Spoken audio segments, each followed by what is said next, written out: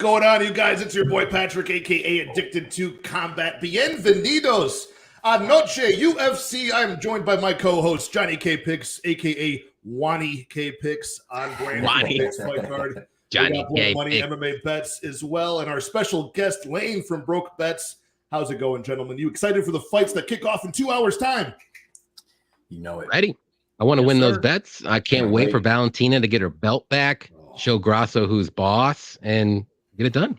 That's how we're starting it, huh? Really? Already. Why? I told you bring your A game. Wait, Cody, how often do the champions, the younger champions, come through and defend their belt against the older challenger? Since the history of UFC 1, there's been 26 fights between a champion that lost their belt and getting their immediate rematch, and they are 2-24 in them 26 fights.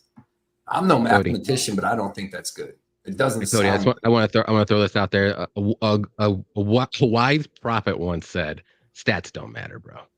This is true. And that prophet was Devin, the dude who also called Strickland coming through last week. So take that for what it is. But yeah, we got 11 fights still teed up. Everybody made weight, did they not? I know JDM was in the box of shame, and maybe one of the. I think everybody did. I like that kind of stuff. Also, Edgar was as well. Chairez, yep. But he made it. Yeah. Speaking of Edgar Chairez, how did his opponent look, Daniel Da Silva? Because that guy usually struggles to make 125. He looked kind of big, actually, I thought. Yeah, but he made weight easily. He's on that secret shoot the box juice.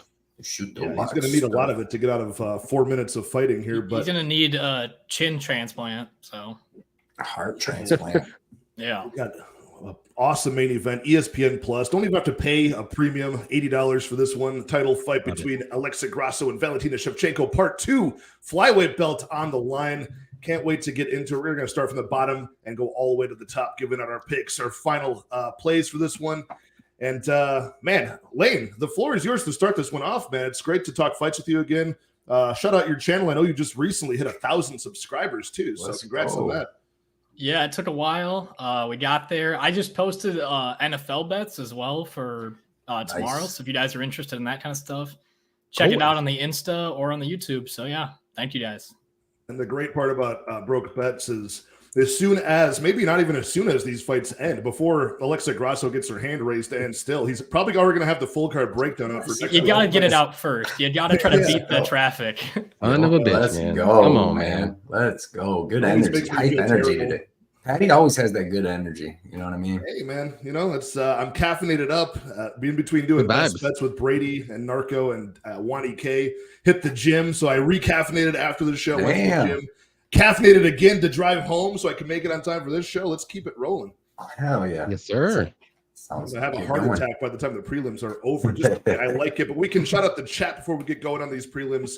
Got our guy Blonde Dog in the house saying, let's get these dineros. Shafiq in the house. Let's my guys. UFC Egg, awesome member of the community, always dropping awesome bets on Twitter. Go follow UFC Egg. Man, what up, Egg? Live stream. Let's make money. We got Scott in the house. I don't know about this. The 3 nicest gentlemen in the game. Maybe on camera. What does that make me? Well, I was going to say, am I the odd man? Who's the odd man out? I would say Yanni's the odd man out. He's in Capper Beefs right now. He's fighting people. I am never in Capper Beefs except Blad. Except for with like Lou Betya calling out your chalky parlays. Hey, they hit. What's your chalkiest parlay today, Johnny? Is it like 5 legs to get an even money play? 3. I only do 3. I do 3 chalk so I can get plus money. Nice. Don't mind it. Shut them out right now. What do you got? Especially on this card. Right now? You got some overs? Oh yeah, they're all like fight to start round 2s, 3s. Fight doesn't start round 3. I know like Rosa's fight doesn't start round 3. That's a like good one. Fight to start round 2 in the Loopy fight. And Kevin Holland fight to start round 2, like all of those. I got like 6 of them. That could be a little. It's a little dicey, but they are durable. Kevin Holland doesn't. Just need Elise Reed to not get flipped to the mat and her arm ripped out of her sock. Ain't gonna happen in the first round. Ain't gonna happen in the first round. It's all good. Yes, sir. Glenn Bott, what is going on? He's saying, "What's up, gentlemen? Always good to see Glenn Bott. Awesome support of the community as well." Our guy Jesse Q saying, "These nuts and juice." I like that. It was hard not to make that joke over and over again, breaking down her fights for sure. I'm surprised it's not. It's Knudsen, right? It's not Knudsen. I thought it was Knudsen. I thought it was Knudsen. And then I've heard it all different I ways. know somebody in real life with this name, and they call it Knudsen, but they're also not the smartest individual. So, And they're from America. Are they American? they're also I know they're somebody with that American. last name as well too, Patty. So it's kind of Spelled the same, Because- 2 S's. Yes, yeah. Oh shit. Yep. Because usually it looks like when Knudsen, because the K is usually silent. I bet you before they came to the U.S., that last name was not pronounced the way it is now. They got to Ellis Island. The guy's like, "Yeah, these Knudsen." That's your new He's name. like, I'm I'm gonna gonna put change that. Knudsen. I like it. Sounds good. I'm gonna put a K right in front of Let's there. go ahead and change that to Newton. Knudsen in your mouth, you dirty immigrant. Keep moving. Jesus, man. That's That's how it was, though. That's American, He's like, the dude. guy's like, I'm Gangs just in gonna New spell York it however I style. want. Yeah. Gangs in New York, they're just waiting outside to yell at you when you walk by. exactly. 2 cents in the building. Say what's up, play. What's up, panel? Good to What see you. up? 2 What cents. up, 2 cents? Go follow my boy 2 cents. Just my 2 cents on YouTube. He does awesome weigh-in shows. He recaps the events as well, and just he's very interactive with the chat. Got a good community there. He does a show with Aaron the Dog MMA and Jay Better on Wednesday nights. So a really Nice. sharp guy in just my 2 cents. We got AJ in the building, Miss Thursday, but here today. Let's fucking go. Glad to have you on the most important day of the week. What up, Fight AJ? day. Anthony W. Stacked crew today. Let's fucking go. And Oh, yeah. 2 cents already, man. Running those numbers up, taking broke bets to 1,100 go. subscribers with the Let's business. We got Jenna Marie, the certified gem of MMA Twitter, saying, "What's up, boys? Let's win all the money." Jenna. I mean, this is if I really added it up, man, it would be a problem. 1,500 milligrams at At least. least, probably. I usually start off my day like if I'm trying to save change and not go through a lot of energy drinks, I'll do like a couple of scoops of pre on the way to work in the morning at like 5, 6 in the morning. I'll get Probably you going. before like my afternoon meeting, I'll have like a bang or something for another 300. Jesus. Before the workout, I do like 3 to 6. On the way after the workout, like something light, like a monster, like a 160 to go home. Well, you know? you're like 3 times my body weight, Pat. So it's like the same for both of us.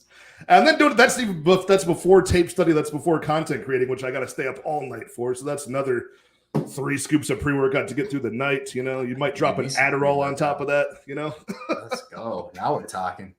What we have to do, with guys. The If you nose wanna- or Little nose beer. Little those nose days beer. are over, Playboy. Those days are over. We got 138 MMA in the building. What's up, Tyler? Saying, "Hola, Tyler. amigos. Vamos a analizar algunas peleas." All right, we're gonna analyze some fights That means together. Grasso wins. That means Grasso No. wins. I know that means Grasso wins. Dude, You are high right now, Cody. what is going on? one of the words in there is Yes, I- analyzer. So Yeah. Why is he talking about analyzers in here? What's happening? Yeah, because Amigos, Valentina will Vamos. destroy Grasso. What are you trying to say? Don't make a women's MMA title. no fight more dirty, mouth guards. Johnny. They got to fight with butt plugs in. Whoa. Okay. Okay. Jesus. I can get with that. The filth. Starting dirty on this. We're talking The about filth. Knudsen. That's- My goodness. Oh, Jenna Marie saying her aunt's last name is Knudsen, and we pronounce the K. See, there we are. There you go. Knudsen. I'm learning something new every day. I'm telling you, I used to work for somebody with that last name, and they weren't the smartest individuals, so I thought maybe they got it wrong. But we got Tarzan Strickland in the building, the champion in the house. Let's go. Dude, shout out to Aunt Joan, a great lady, Yeah, shout out to Aunt Joe, man. sweet lady. Yeah. Makes a great casserole. Awesome lady. Yes, We man. got yeah, I mean, it kills me too. The best My was guy when Jenna Jay- Marie is like, I told my mom, these are my friends. Who are you talking to all day watching the fights? It's so funny. All you do is watch My people beat friend. the We're shit out of each all we other. got. Yeah, all you do is watch people beat the shit out of each other in their underwear and talk to strangers online. What is going on with you in your life right now, Jenna? Keep going. What's good. up, That's Border fine. Rage? My guy Jay in the building. We What got my up? guy Zach, my training partner, dude. Absolute beast. Go. Man, he kicked my ass on shoulder press yesterday, but throwing up those 100-pounders for Is like that the 10, dude 12 that reps, you bro. had the video with where you guys are doing the bench press and you did it slow, but he's just like pushed it up quick? Yep, exactly. Yep. That's the exact Beast. one. Yeah. Good stuff. Yeah. Beast. What's up, Zach? What's going on, Zach? About to pick up some tacos. He's really going to have an authentic night. Probably going to, dude, this guy got wasted last week watching the title fight. So he's probably going to be throwing back some Patron, eating some, That sounds good. maybe slanging out some margaritas too. That sounds a lot of extra fun. good. A lot of fun Mexican drinks we can have tonight. We got Paul in the building. Let's take these Paul. bookies to the cleaners. Hopefully, man, And sir. dude, shoved by crazy crucifix. That I like her almost style was splitting. attempted last time. Remember Grasso got out of that, Cody? Yeah, I do. Early, that was the second round. Yo, Good she Lord. got out. She got out. Gonna get out this time. Effie. Shevchenko, on the other hand. Any action Effie in the house? We had a good stream this past week on my channel, man. Effie was breaking him down. I think he's going to do well this week. River Rat, one of my new subscribers in the building. Big fan. Love your show, dude. Love you, River Rat. I knew I smelled a rat. Here, dude. Here he is. It's awesome. We can get started with the first prelim of the night, man. We got 115 bout between two newcomers to the UFC. Josephine Knudsen taking on Marnik Mann. I mean, this is one that I feel like everybody is pretty much on the same side of here. People are calling Knudsen to win. She's a massive favorite here. We're looking at Knudsen minus 700, the favorite, Marnik Mann plus 500, the underdog. It's more of a question of, is Knudsen going to get that finish? Is she going to get the knockout inside the distance or not? So, Wayne, which way are you leaning on this one? Do you think Knudsen's going to knock her head off, or do you think Marnik Mann could, wrestle her way to victory here somehow? I'm going Knudsen by decision. I got a bet on this one too. I guess I'll save my other bets for the overs later, but yeah, I like the over in this fight. They're kind of decision machines, but I don't know. I feel like there's like less and less integrity to Dana White's Contender Series. Like Marnik Mann, just short notice, we'll throw her in, and even Knudsen, like, yeah, we won't sign her. Oh yeah, we'll sign her now. It's a little bit dodgy, but Knudsen will win. So. Yeah, I'd feel really good about being on the show in any aspect, win or lose, getting knocked out, because at some point, just sit by the phone. Somebody's going to miss weight or get injured. You'll be next on the contract for your $12,500 if you win. So, yeah, I called it Dana White replacement series this week. That kind of feels like what it's good for at this point. But JohnnyK, who do you got in this fight? Do you have any bets on this one to start the night off? The only bet that I have on this one is the over 1.5. I think that's going to go over. I don't really see a finish until maybe late second or third round. Well, we have seen Mann slow down as the fight goes on. Josephine's not really the greatest finisher. She's only got one knockout in her career, but she's very good, very solid everywhere. She's more so a striker, and Mann's more so of a wrestler. But I think she'll be able to wear her down as the fight goes on, and Mann will start slowing down. And I think Josephine will probably get maybe like a late second or third round finish, or will go to decision. Either way, Josephine's going to win this fight. Probably pretty clearly too. Like I'm talking like 30-27 or like a late finish. Yeah, it was. She also was on the road to the UFC, Knudsen, and she was like a minus 1,300 favorite over a Korean fighter a couple of years ago, and she still, like, even with all the clinch weapons, could not finish that chick, and it went to decision, and she seemed really disappointed in herself. But Cody, do you think she gets it done by knockout, or do you think maybe she'll shit the bed here and Marnik Mann will come through in a victorious debut? No, I really like Knudsen here. She has excellent striking, world-class like Muay Thai kickboxing pro experience, and then she has good grappling, strong. She's super strong too. Strong clinch up against the cage, decent offensive wrestling. If she gets taken down, she's got a pretty good get-up game, but she's also pretty dangerous off her back. Like she even though she doesn't really sub no girls, she throws up a lot of stuff, triangles and stuff like that. Marnik Mann, she's decent. She's got decent wrestling, decent ground and pound and all that. But I don't know how physically strong she is. Like her last fight after the Contender Series, she fought a girl. The girl wasn't terrible, but she was like 7-6 at the time. And she got like taken down and dominated in the first round and ended up coming back and winning the second too. But it's not really the best look. But I'm going to take Knudsen.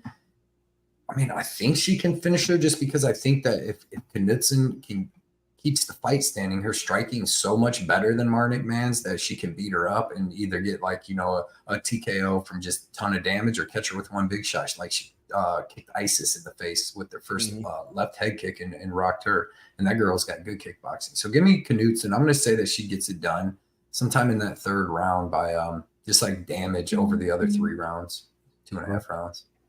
Yeah, that's hopefully she gets off to a strong start and breaks Marnik Mann's will early, gets that finish for us. We just have a nice quick first prelim of the night and it goes our way. Yep. Another thing too is like neither one of these girls was supposed to fight today. Like Yasmin Lucindo was supposed to fight somebody that got canceled like a while ago, and then they were gonna have her fight Knudsen. They threw her in, and then Lucindo got hurt, and they had Knudsen in there, so then they threw in Mardik Man. So neither one of these two girls were really supposed to fight. So it's kind of weird. Now they're fighting on it. You know? It's gonna be interesting to watch the first round because maybe both girls empty the tanks, and then it might be a sloppy fight for the rest of the fight. But like I said, we've seen Knudsen with better cardio, I think, and then Mernick, I don't think she has the greatest. So maybe she should be a little bit more conservative in the first round. Right.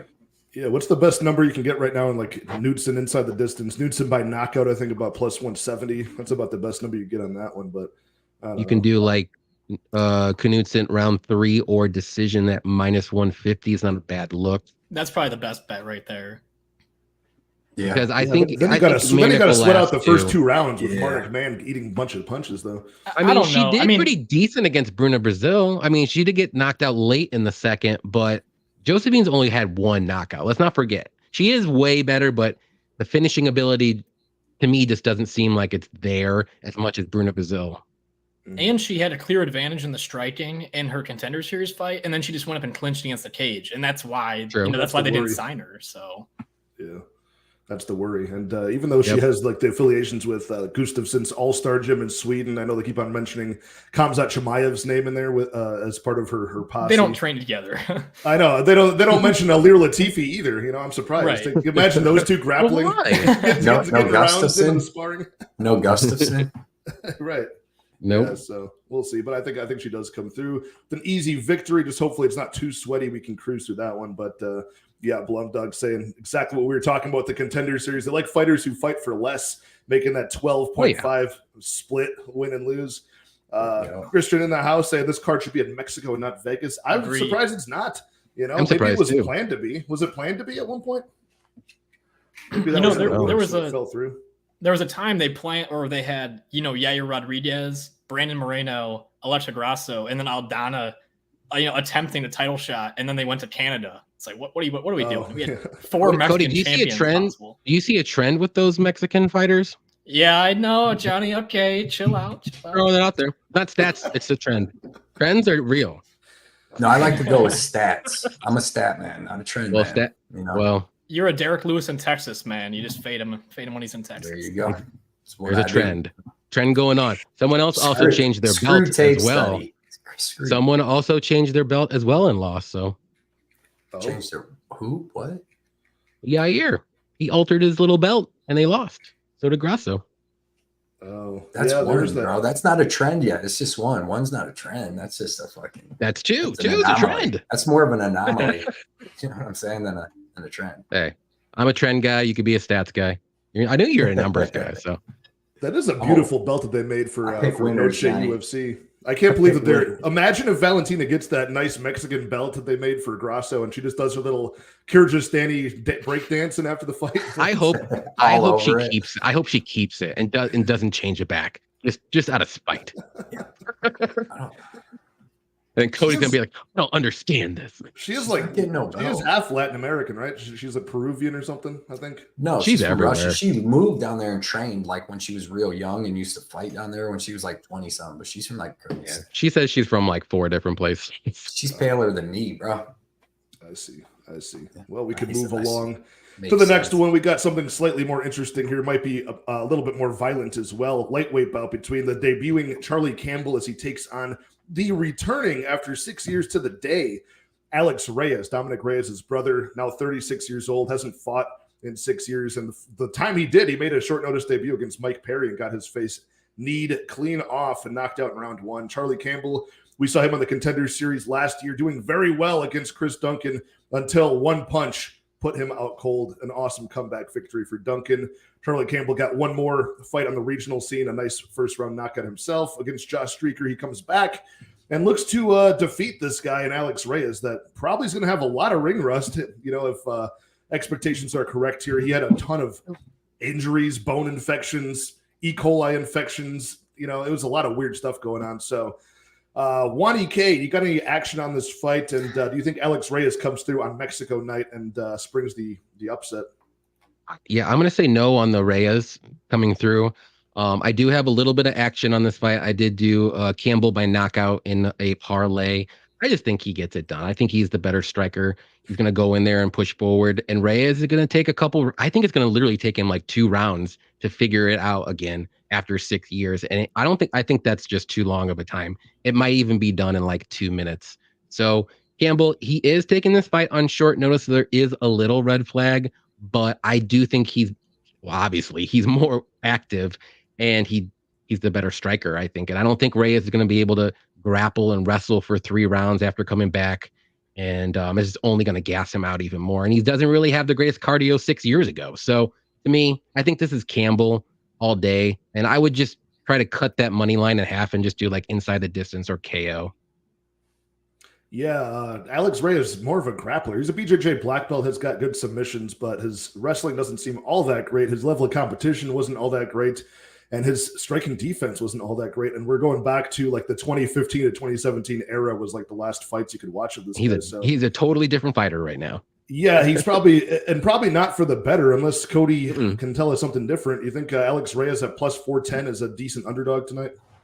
I mean, that's a super big number. He wasn't bad before. He's got decent cardio. He's won a couple fights in like the 4th round over like lower level guys 10 years ago. But it's hard to know what you're going to get out of him. Like, you don't know. Maybe he comes in like one of these 23-year-old Brazilian girls and just looks 10 times better in their tape from 2 years ago or something. But highly doubt it, man. What I do know is Charlie Campbell's a beast, dude. I love his boxing. Trains out of Cerro Longo and all that. Great boxing. Power and KO power in both hands, fast ass uppercuts. Like he was giving Chris Duncan a case of the beats, dude, before he put and he dropped him a couple times. It was so close, and yeah, he just got hit with that big ass punch. But outside on the regional scene though, he just looks so good. His hands are fast. He has pretty good offensive and defensive wrestling. His jiu-jitsu seems good. So it's hard to know with Reyes though. Like I said, his last fight was Mike Perry and he got knocked out, but that was up a weight class on super short notice. And his striking wasn't looking terrible up, and he started exchanging like clinch knees with Mike Perry. And Mike Perry's obviously, going to eat that shit and just give you one. But yeah, it's hard to tell anything about this fight. I didn't bet anything on it because like Reyes, he's finished all of his wins. You know what I mean? He's 13 wins. He's finished all 13 of them. So I didn't really, and I've seen Charlie Campbell get finished. So I didn't really want to be in on this, but I do expect Charlie Campbell to get the win. But like, there's so many unknowns to be betting it. Cause like Alex Reyes may have gotten better. Like he had these things, but he still may have gotten better in a couple little aspects. And we don't really fully know how good Charlie Campbell is yet. So it's kind of tough, but I'm going to say Campbell gets it done. These guys get in a firefight. Reyes hasn't been hit clean for a while, I'm sure, in the last 6 years. So give me Campbell by KO, but I was a little nervous about betting any of this. Maybe like an under or something. But I don't know. I don't really like the under 1.5s too much on this one. Yeah, I got Cody, you are a numbers guy. You are a numbers guy. Well, I do numbers. I mean, I like numbers. That's my thing. I like winning. Counting money. That's the numbers he likes. That's the numbers I like. I got half a unit on Campbell by knockout at minus 175, which I got on BetOnline a couple of days ago. I think it's like minus 200 now or something like that. So I think it's like minus 250 range now. Okay, yeah. So going up, kind of moving in accordance with that giant minus 560 favorite price tag on Campbell, which is pretty outrageous. But Lane, what do you feel about this fight? You got any bets on this one? I do not. I don't feel any different from you guys. I mean, it's going to be Charlie Campbell. It feels like his knockout loss in the Contender Series felt pretty fluky. He's just tagging up Chris Duncan, and he just didn't expect a punch to come back his way. And Duncan has the power to sleep people, so he went down. But like similar to how Cody said, like I didn't really watch much film. I watched literally the Mike Perry fight for Alex Reyes, and I was like, yeah, I mean, like watching more film doesn't do anything with a 6-year layoff. So I was like, I'm just gonna stay away. So that's my plan for this fight.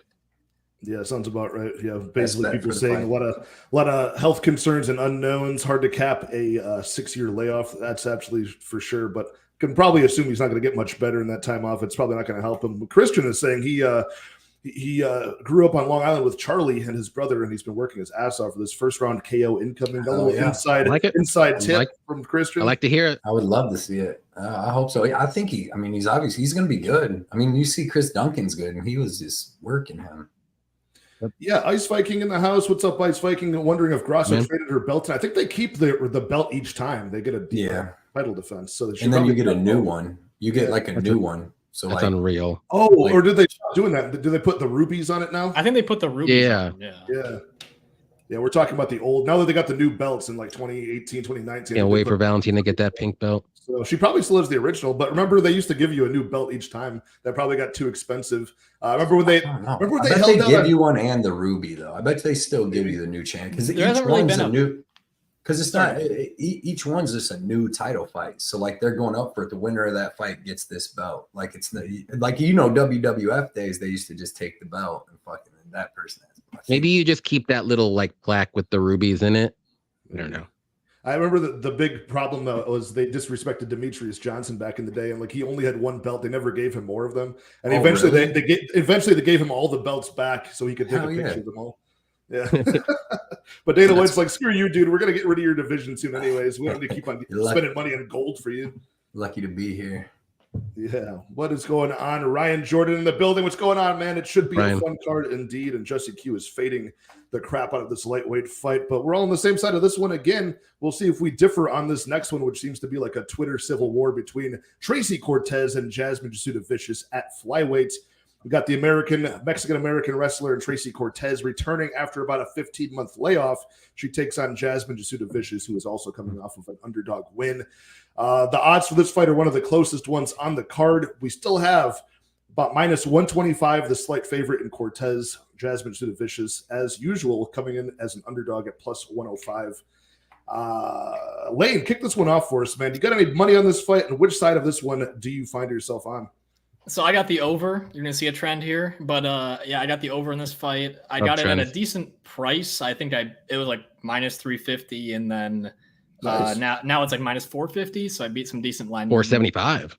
Yeah, and they go to decision. That's my honest opinion on the fight, and I picked Jasmine to win. Not super confident in it, but like the main thing with Jasmine is everyone judged her for losing to Natalia Silva when no one realized how good Natalia Silva was. Yeah. And then, now she is going on to do bigger and better things. And then, Jasmine beating Miranda Maverick. I think that Jasmine can, be okay in the grappling and do more in the striking. So I like her by decision in this fight.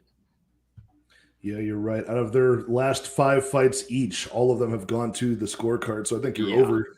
Theoretically should be safe in this spot, even if you have to pay a little bit of chalk for it. It's one of those bets where you might as well start counting your money early, in my opinion. Johnny K, what do you got on this fight? Any action on this one? You taking the dog here? Yeah, I'm taking the dog. I got action on the dog as well. I got her at plus 105 a while ago. Like you said, that line kind of just stayed that way for the whole week. But both girls are good wrestlers. Cortez is more so like double leg, single leg wrestler.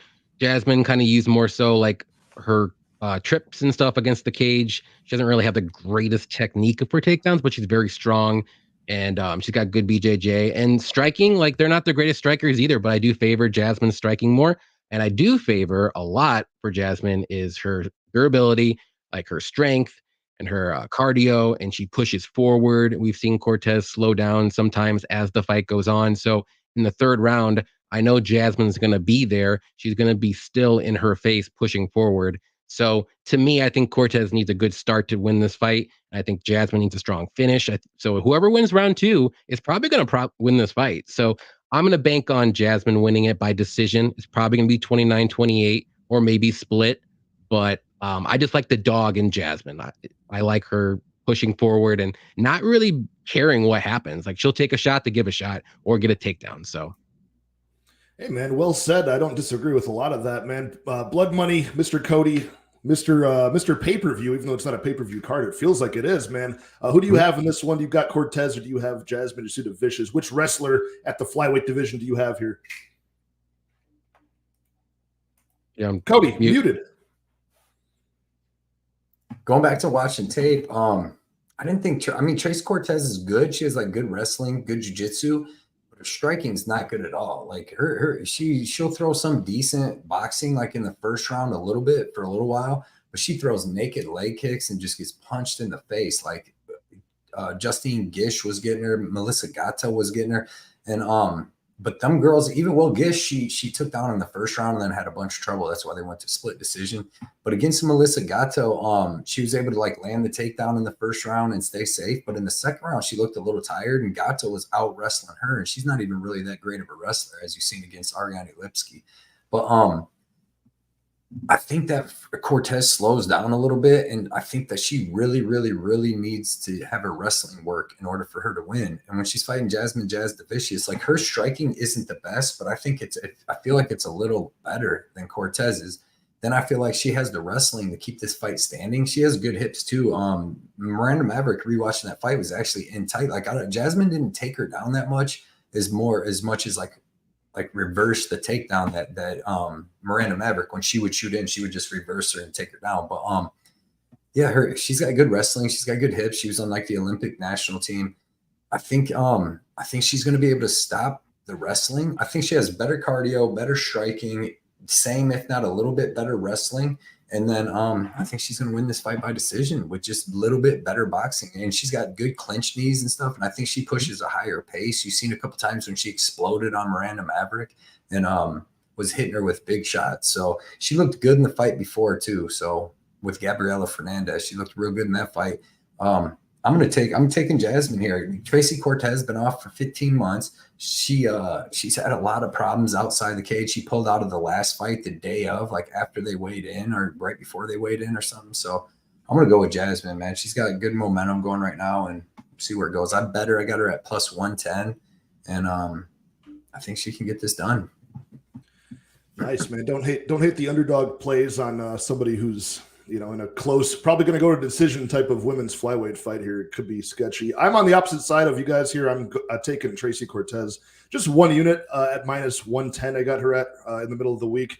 And what's up to BC Dave saying, what's up, big sexies, good looking panel. Dude, you're looking good yourself, BC Dave. I can tell already. You're probably looking good today. But what he said down here is you got to fade the Canadian here. Sorry, Jasmine, because Jasmine at UFC 289, actually, on that Canadian card where all the Canadians came through, that's when she beat Miranda Maverick. Complete opposite situation here, man. We got Tracy Cortez kind of with all of her Mexican homies here, so maybe she'll have that type of night. Everybody will be, riding that Mexican energy, that Orgullo Mexicano. I think Cortez is the better wrestler, the better athlete, and I think she does have faster hands too. Like if it stays at striking range, you've got like that marauding, bullying style of fight of striking of Jasmine. She can just keep on moving forward, and I think she will have better cardio. But the wrestling, I think Cortez will find herself in top position a lot better here, able to reverse position on the mat.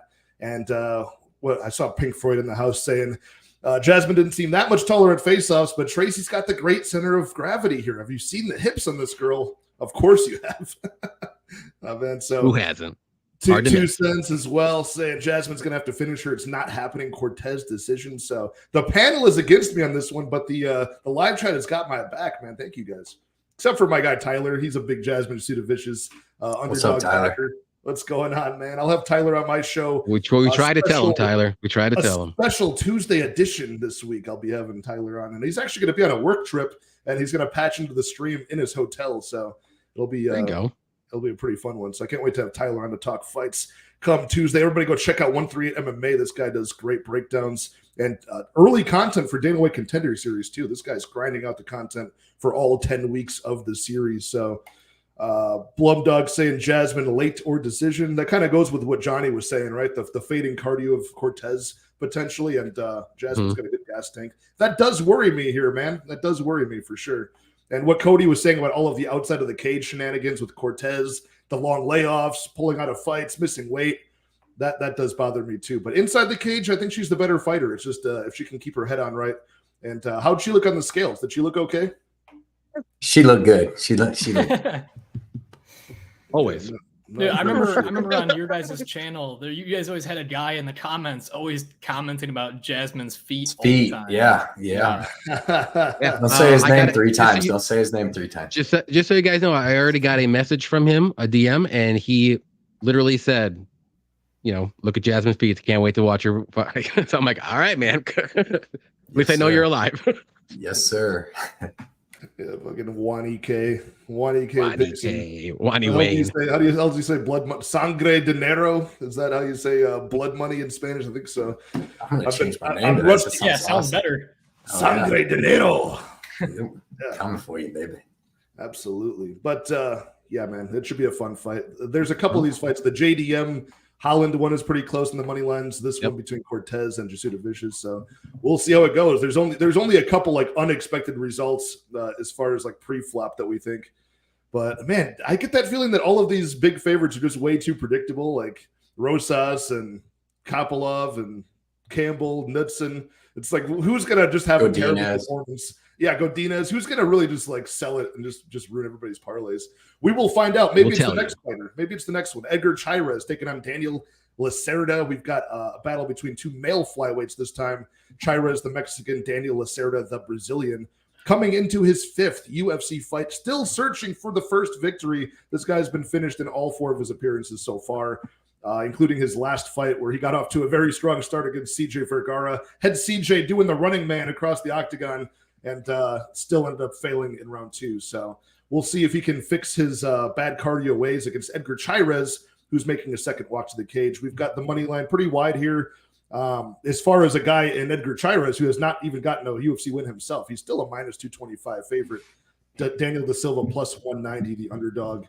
Lane, do you think this fight will see the over 1.5 round mark? Daniel Da Silva has never seen a round 3, never seen a scorecard.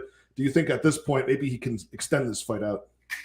I don't know about the 1.5 mark, but I'd say it just ends in round 2. That's my call. Daniel Lacerda, it's like, do you cut the guy or do you keep him for highlight losses? And I think they're just going to keep him for that. Or wins. He's entertaining. I mean, he is. And I got Chairez. I got a bet on him. I feel like just the way he performed against Clayton Carpenter was good on the Contender Series, jumping knees, did a lot of damage to Carpenter, and had good moments versus Tyre. So yeah, I like him to win in round 2, I'll say. Yeah, I mean, it's kind of got to be the strategy, right? Like, you're going to get just a hellish storm of shoot-to-box strikes coming your way, elbows, knees, spinning kicks in round 1 if you're facing Daniel Lacerda. So if you could just kind of play Matador for that and get him into round 2, it's a proven strategy at this point. He's going to fold at some point after that 5-round mark, and he looks all confused at his cornerman saying, yeah, there's a round 2 to this fight, Daniel. You got to get back out there. He's like, what? I thought I won the fight. Well, I guess I'm just going to fold and go out by TKO. Do you think that's going to happen, Mr. Blood Money MMA Bets, Mr. Sangre Dinero? Do you think a round 2 Chairez is the way to go here? No, I think that this ends in the first round. Either way it goes down. Both these guys, if you go look at their records, they both finished all their wins. And Chairez has 10 wins, and 7 of them are in the first round, and 8 of them are under the 1.5. Then all of the Lacerda's fights are under that. All of them, every one of them are under the 1.5, and most of them are in the first round. I don't know how many. I'm sure it's a ton. I know he lost 2 and 1, 2 in the, he lost 2 in the first round and 2 in the second recently. Yeah, he's got everyone. I got like some of the are on the regional scene in Brazil, but every one of his wins are in the first round. Every one of them, and then 2 out of his 4 losses. They're all of his. Besides that Vergara fight, which I have no clue how that went over the 1.5. All of them have ended under that 1.5. So I really like this to end under 1.5. Chairez is like a tough brawler, dude. They're both like that. Dude, I stayed far away from this fight. I did like for my Layer Cake Patreon, I put the under 1.5 on there because man, it's going to go down in the first round. They're both brawlers. Like some of the other people Lacerda's fought are a little more technical. Like even Altamirano or even CJ Vergara is a little bit, and I think that I stayed away from this fight. Like I said, I wanted to bet the under 1.5, but my casino, they released every single line except that one, and they didn't even release it till yesterday at like 5 o'clock. Like they released that line like 24 hours after all the other ones. Like it was ridiculous. But yeah, man, Lacerda could easily knock this dude out in the first round. I think he's going to be the more technical, faster striker. And then I don't think Chairez is like as good even as Vergara. So I don't know. I guess I'm going to say Chairez outlasts him. I picked Chairez, but especially after weigh-ins too, man, I could see Lacerda lighting this dude up and him not surviving what Vergara survived, but Mexican chin. He's got a Mexican chin. Yep. So that's the only reason I picked Chara is because he's more durable, but he's also like not as good as some of these other dudes that you want to fade. Freaking Lacerda with, because Lacerda hurt almost every single person he's fought. He hurt Altamirano, dropped him bad, almost finished him, almost finished Vergara. Can't remember his first fight. Molina he had a good took him down and Molina almost submitted him. Yeah, he messed him up the whole first round, and I just don't know if Chara is as good as them dudes. Chara's had like a pretty good first round against Clayton Carpenter, and then dropped Tiara, and then got dominated the whole rest of the fight until he almost got that submission at the end. I mean, the guy's 10-5. It's not like he's that great. I just don't know if this is the fight to fade Lacerda with this guy. But give me Chara. I'm gonna say he's more durable, but just the under 1.5 is the way to go. And if you're gonna bet either guy, I would bet either one of them in the first round because that's how they both finished. I mean, Chara's finished 70% of his wins in the first round, and then Lacerda's finished all of his wins in the first round. So it just tells you that, it's probably going to end like that. Both these dudes going to throw down. What's up, Kristen? Good to see you in here on this fine fight day on Saturday. Hope you are enjoying your weekend so far. We got the Chronic Combat boys in the building. We got Guru and TB in the building on the Holland train. Let's fucking go. Let's go. We got Weed is My Religion. What is this, Cody's alternate account here? We got, hey fam, fights are starting soon. Yeah, man, about an hour and a half until the first prelim kicks. That's how we get the good picks, man. Johnny, back to the fight here. We've got a guy in Daniel Lacerda, like I said, 0-4 in his first contract at the UFC, all finishes, all before round 3 even starts. So why are we not getting a much bigger money line than -214 Edgar Chairez on BetOnline? Like, what at this point, shouldn't we just be getting a free square betting against this guy? You would think, but Lacerda is dangerous in the first round. Like he can literally knock anybody out in the first round, but he just hasn't shown it yet. He's hurt people. He just hasn't finished the deal, if you want to say, and get it done. So there's a trend there. Like, obviously I'm a trend guy. He's the numbers guy. So the trend is those fights don't go to round 3. I have a fight to not start round 3 in a parlay, but I do think Chairez survives.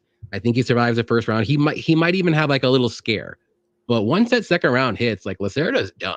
And Chairez can do whatever he wants. He can knock him out. He can do anything like that and then get him out of there. And it's going to be early. It's going to be under that 1.5. But I do think Chairez will be able to survive and get him out of there in a second. Wouldn't be shocked if it's the first round either. But I'm staying away from the money lines here. I actually think there's more value on Lacerda, to be honest. Round 1. That's what I would play if I were to pick a side. But I'm just going with the fight doesn't start round 3 because these guys don't see round 3 often. I think it happened 3 or 4 times in all of their fights combined, which is over 30 fights. It only happened 4 times or 3 times. So going with trends. I wanted a fight to start round 3. No on DraftKings. Yes. It is -360. Yes. Super safe parlay. Yeah, it's such a big price to pay for Flyweight. Flyweight. Yeah, for flyweights. I think it hits for sure.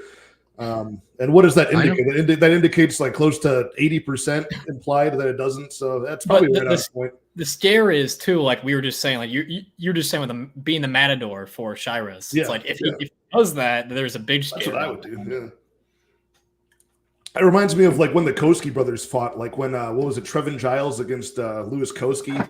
And it was like this guy has never seen, like a round 3 or decision before. Trevin Giles is pretty dangerous. And then they just kind of played patty cake the whole time. And finally we saw a guy in Koski who was so scared of gassing out, he slowed the fight down to molasses pace where he was able to last. So I worry about that, but this kid seems like these shoot-to-box guys are so aggressive. I bet he'll force some action.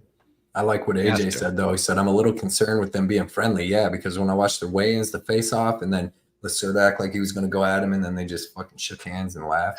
Don't worry about that. I don't think that's the case. I need to see something. If Lacerda does not push forward, he's something's wrong with him. Who can run faster though? Can Edgar Chairez run as fast as CJ Vergara? Nobody can run as fast. CJ's fast.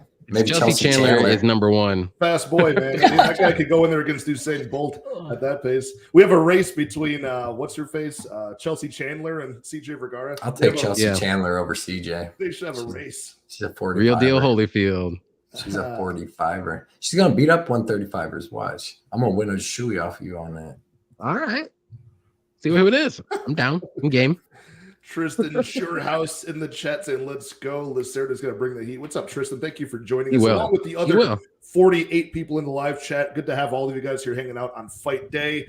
And we got our guy, MPTV, Real Fight Pick. Sorry I'm late, fellas. I had to put my fiance in check real quick. It's my lip. Let's fucking go. Darce choke real quick. Hope it was fight of the night. Was that fight of the night already before the prelims kicked off? It sounded like she grassoed him, man. Put him in that rear naked, busted the lip, busted the chin. Boy. You remember that, Johnny? Too long ago, man. No, I don't. Jasuda Fish's hottest woman on the card. Oh, well. Nope.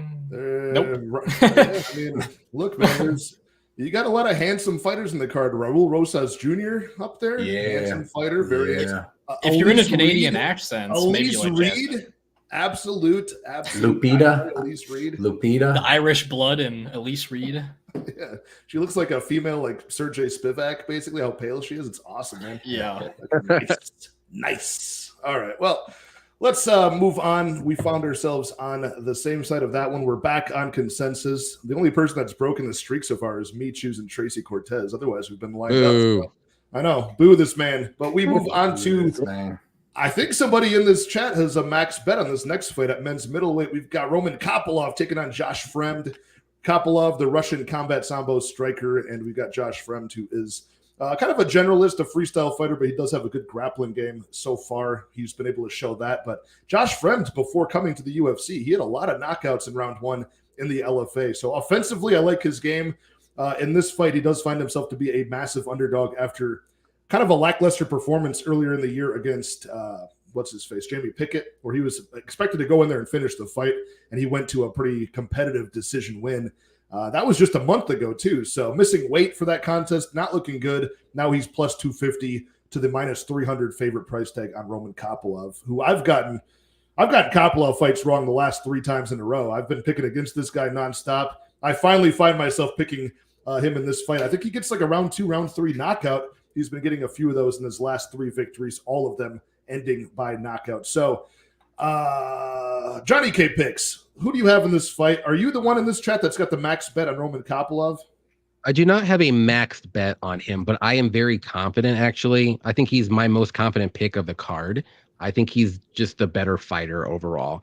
Sure, maybe Fremd has a little bit better grappling, but he's not going to be able to get his grappling going because his wrestling isn't really that good. And Kopylov's takedown defense is pretty good. I think he's going to be able to stuff most of them. But on the feet, Kopylov all day and twice on Sunday. Like he'll pick them apart. He'll land the shot eventually. It might not be in the first round. Most of Kopylov's KOs have come in the second or third round. So I think it'll be in the second round, and I think he gets it done.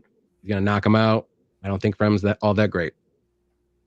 I couldn't agree more. Lane, is it you who has the max bet on Roman Kopylov? It is not, but I do have a bet on him. Chase Hooper's older brother, Ben Askren's son, with the curly hair. But I like a finish in this fight for Roman Kopylov. 10 of his wins by knockout, 1 by decision. And Josh Fremd has a style where he likes to rush in, and Cedricus Dumas touched him a couple times before he gassed out. And it just feels like Kopylov, who stopped the takedown against Duraev. And when I rewatched that fight, there's one fence grab, and then he got taken down and got his ass beat. But for the most part, defended the takedowns, and I think Fremd gets caught rushing in with his style. So, yeah. I like it, man.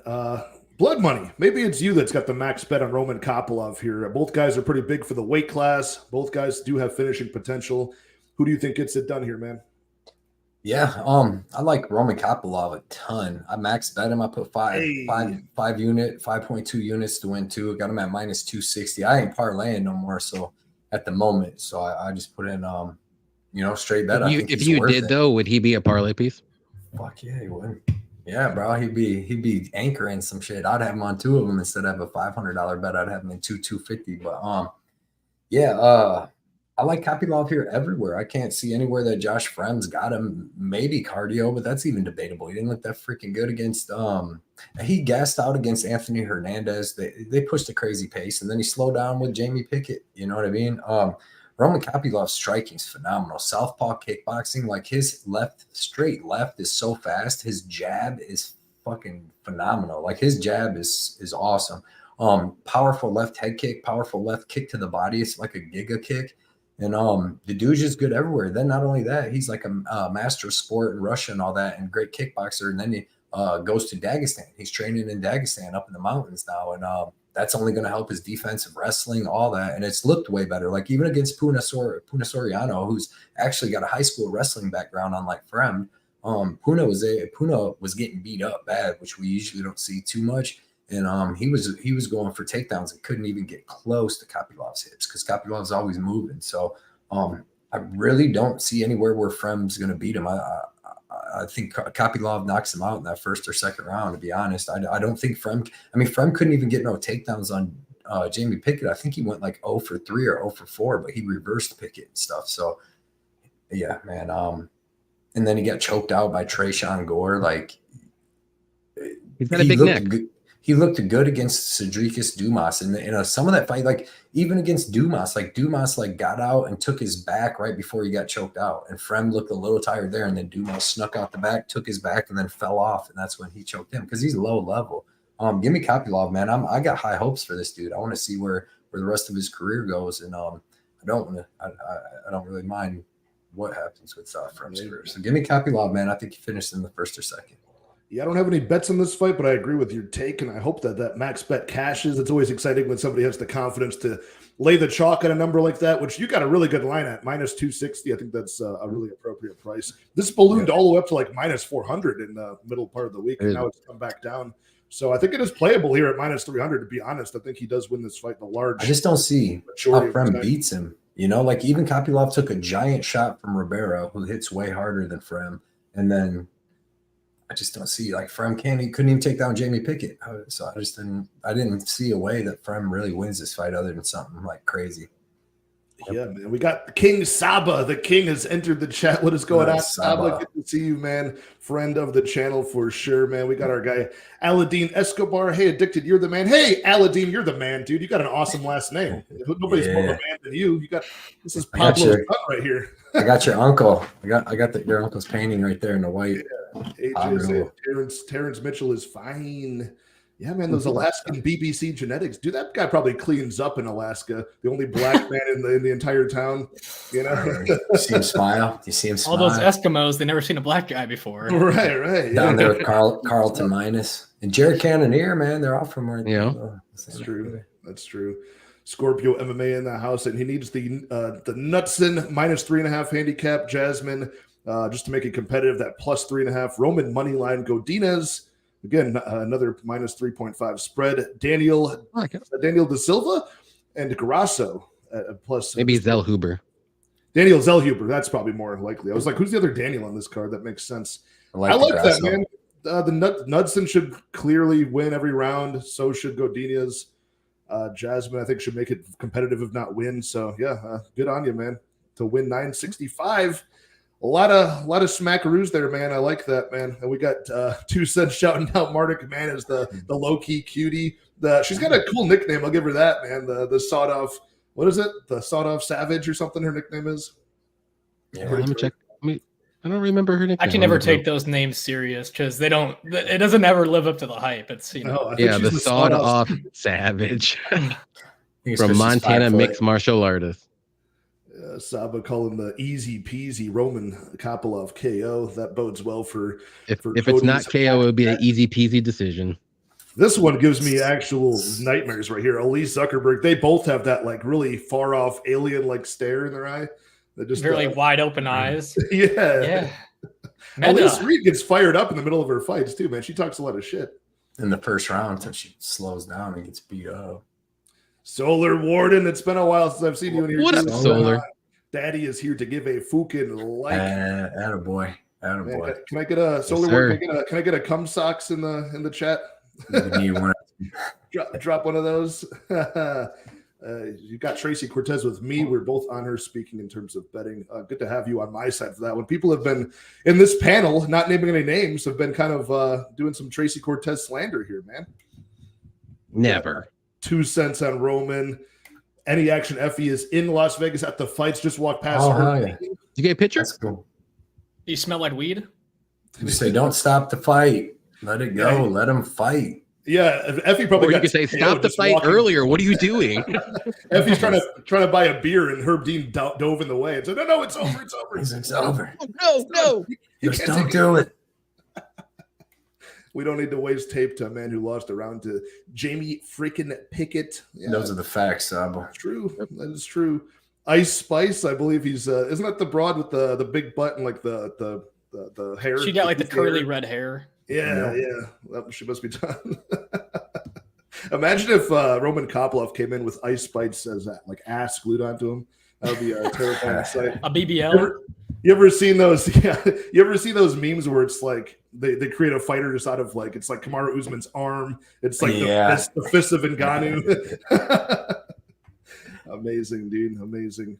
That's a good point. Fremd is taking this fight on short notice. I forgot about that. Dude, he's like a month ago he missed weight. They both are. This was another weird one. Like I think Kopylov was supposed to fight Hernandez. Hernandez was supposed to fight somebody, and then he got hurt. Then Kopylov stepped in to fight Hernandez. Chris Curtis. Then Hernandez got hurt. So then this is another fight where neither one of these dudes were supposed to fight. They come in on short notice and they end up fighting each other. Like it's weird. It's just like that Marnik man. Yeah, Josh Fremd is more so short notice though. Like they filled in to fight somebody and who they filled in the fight got hurt or pulled out or whatever. It's super crazy. But I know that Knutson got lucky.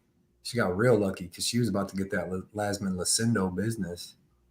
Yeah, Pink Floyd is on point here, man. There's a lot of spots here where I'm sure there's a ton of parlay money on certain big favorites. Kopylov. You're good. You're good, Pink Floyd. You're good. We'll see, man. Don't worry about it. Not this one, anyways. These bookies are in desperate need of parlay busters this week. Hopefully it's not our boy Kopylov. Sicky does MMA in the house, saying John Goat Jones replied to a post I made about him on Instagram. Wow. Hell yeah. Ooh-wee.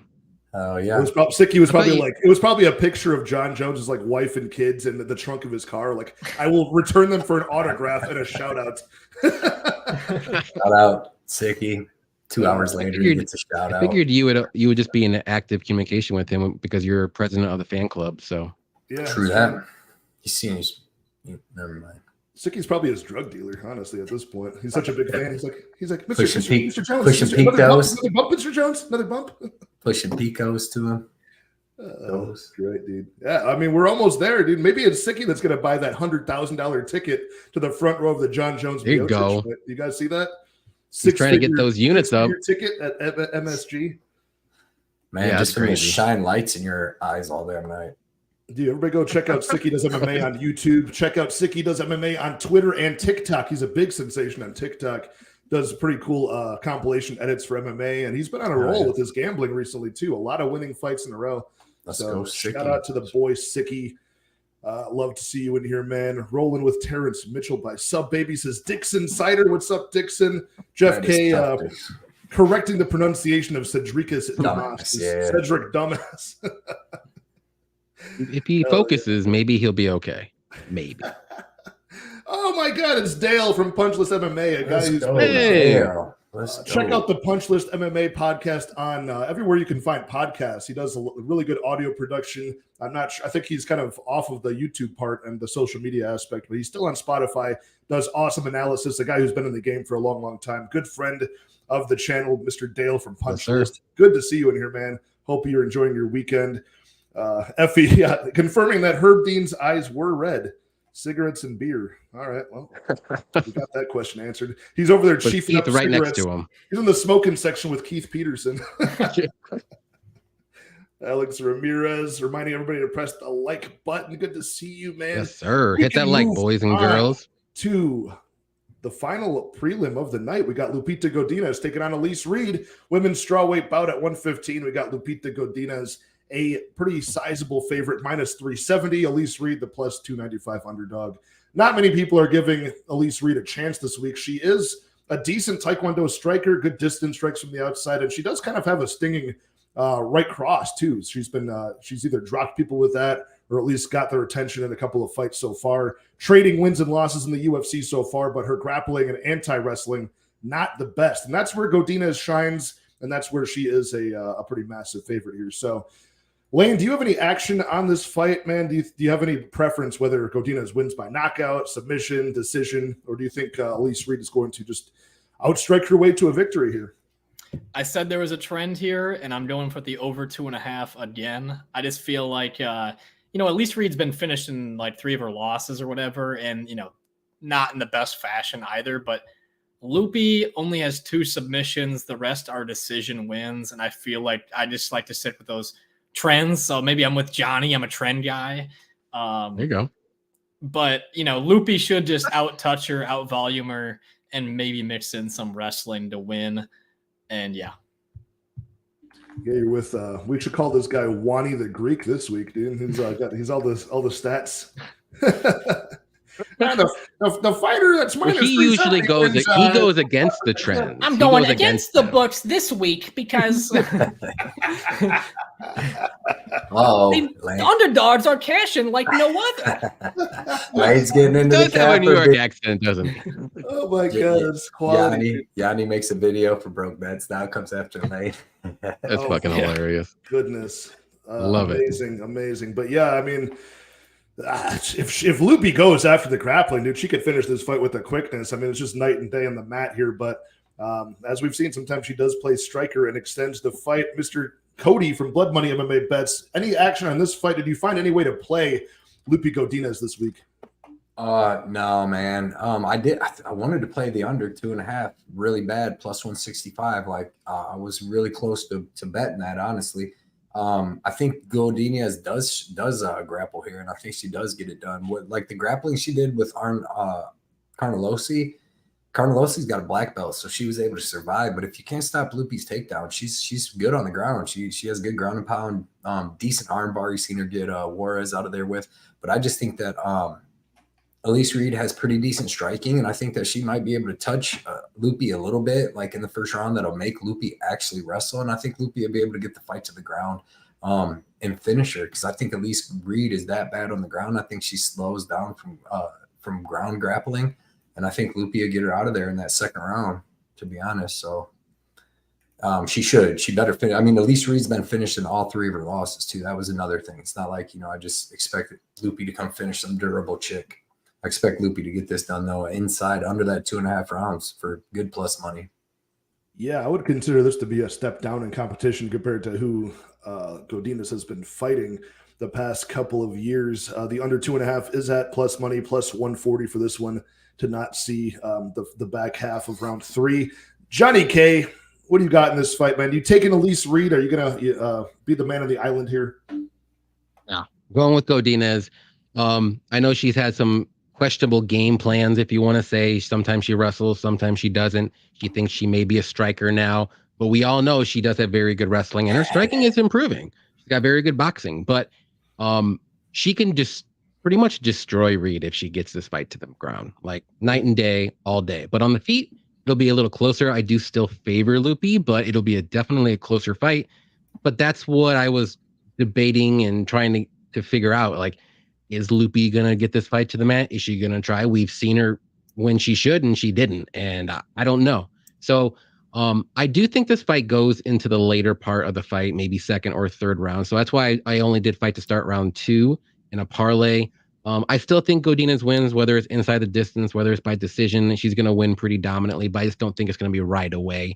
I think it'll be as the fight goes on. It might take maybe 2 takedowns, and then later in the fight, she's done. Because Reed has no idea what to do when she's on her back. She's been knocked out or submitted, I think, 3 times in her last 3 losses, ground and pound or submission. So there you go. Yeah, and she's trading those wins and losses. So it's and even her wins, like I've been saying this all week, her wins are sketchy as they are. So she's barely getting through those wins. Some decisions that were, not arguable, I would say, not robberies, but arguable, some of them. And they all came down to very key moments. Loopy should come through here. The live chat loves Loopy.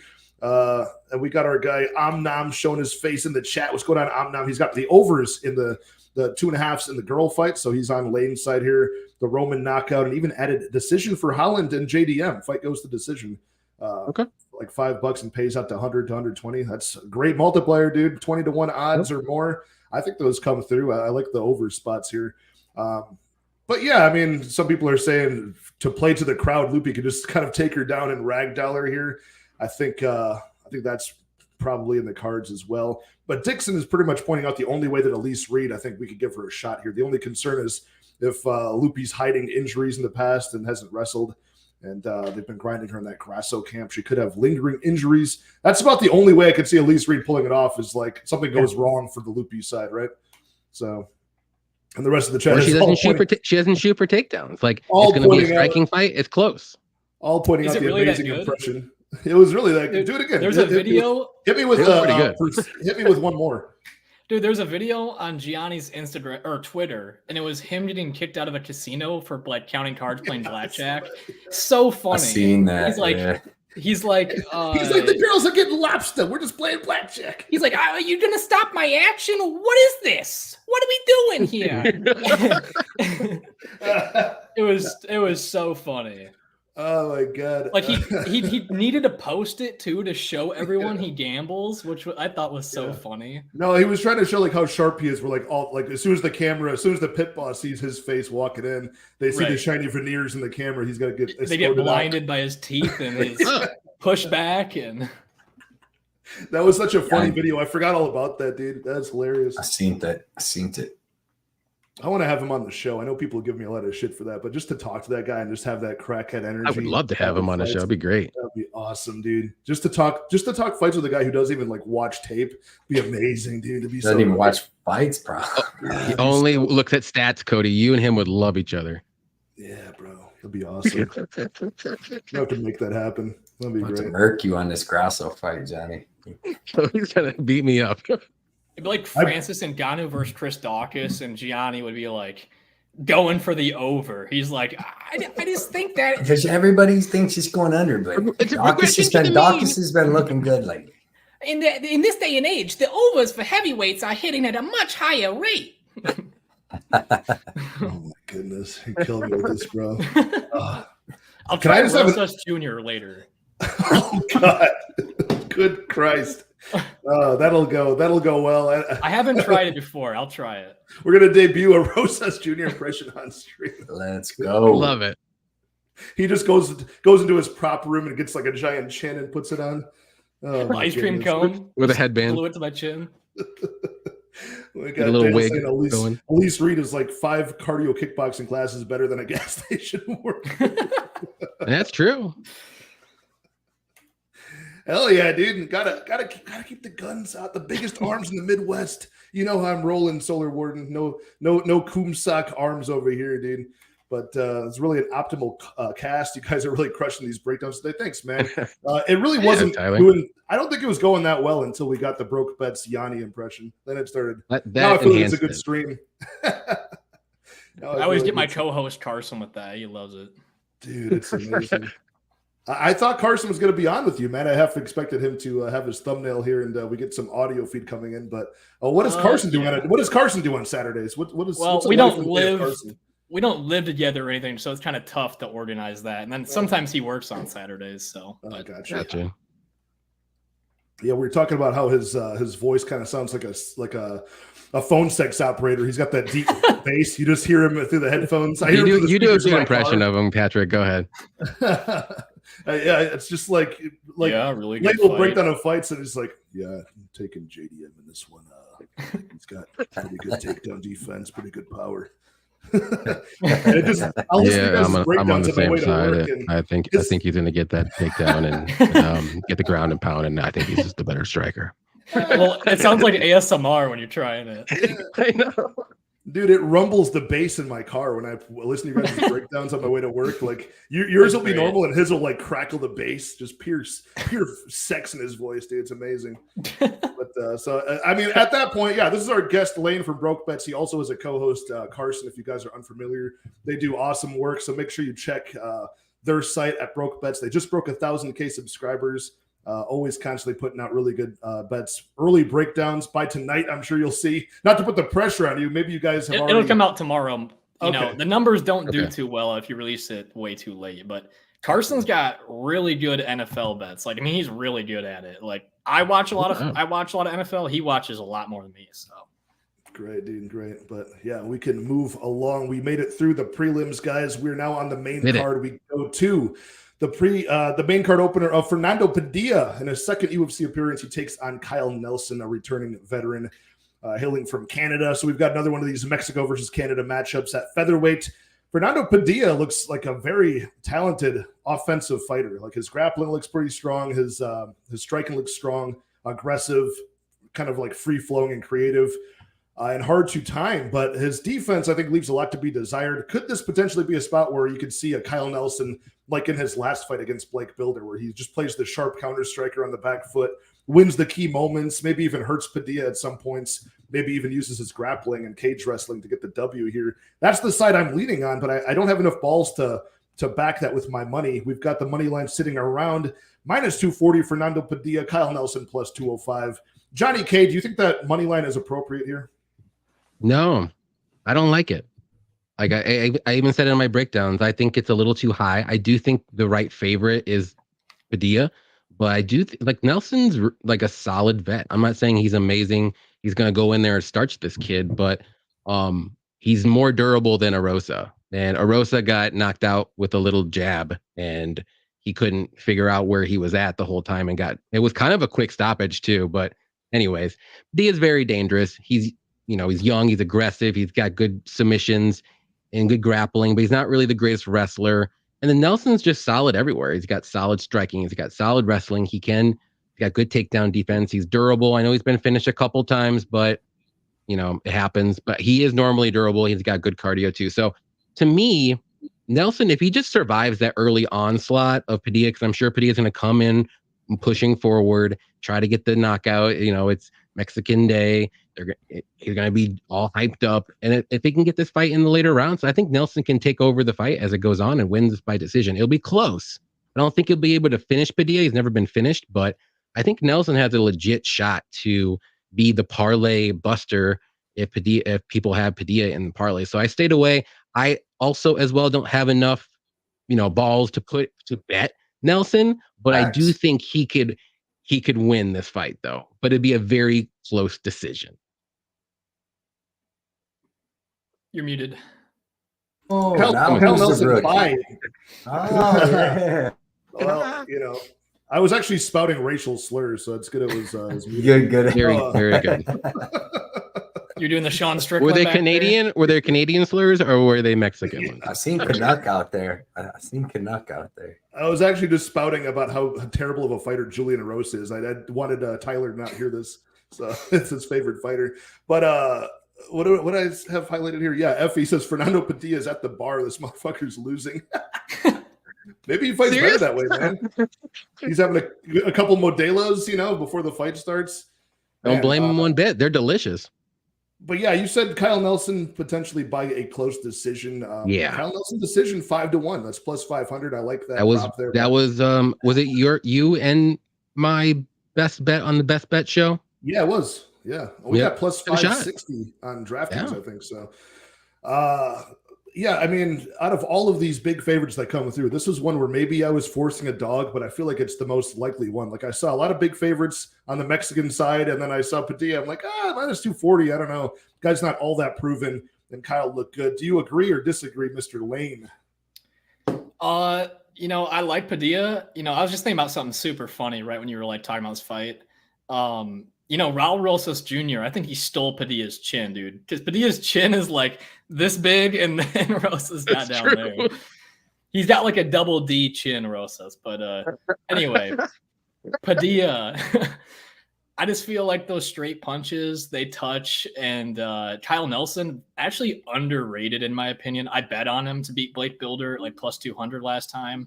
And, has some good competitive experience. I like his side.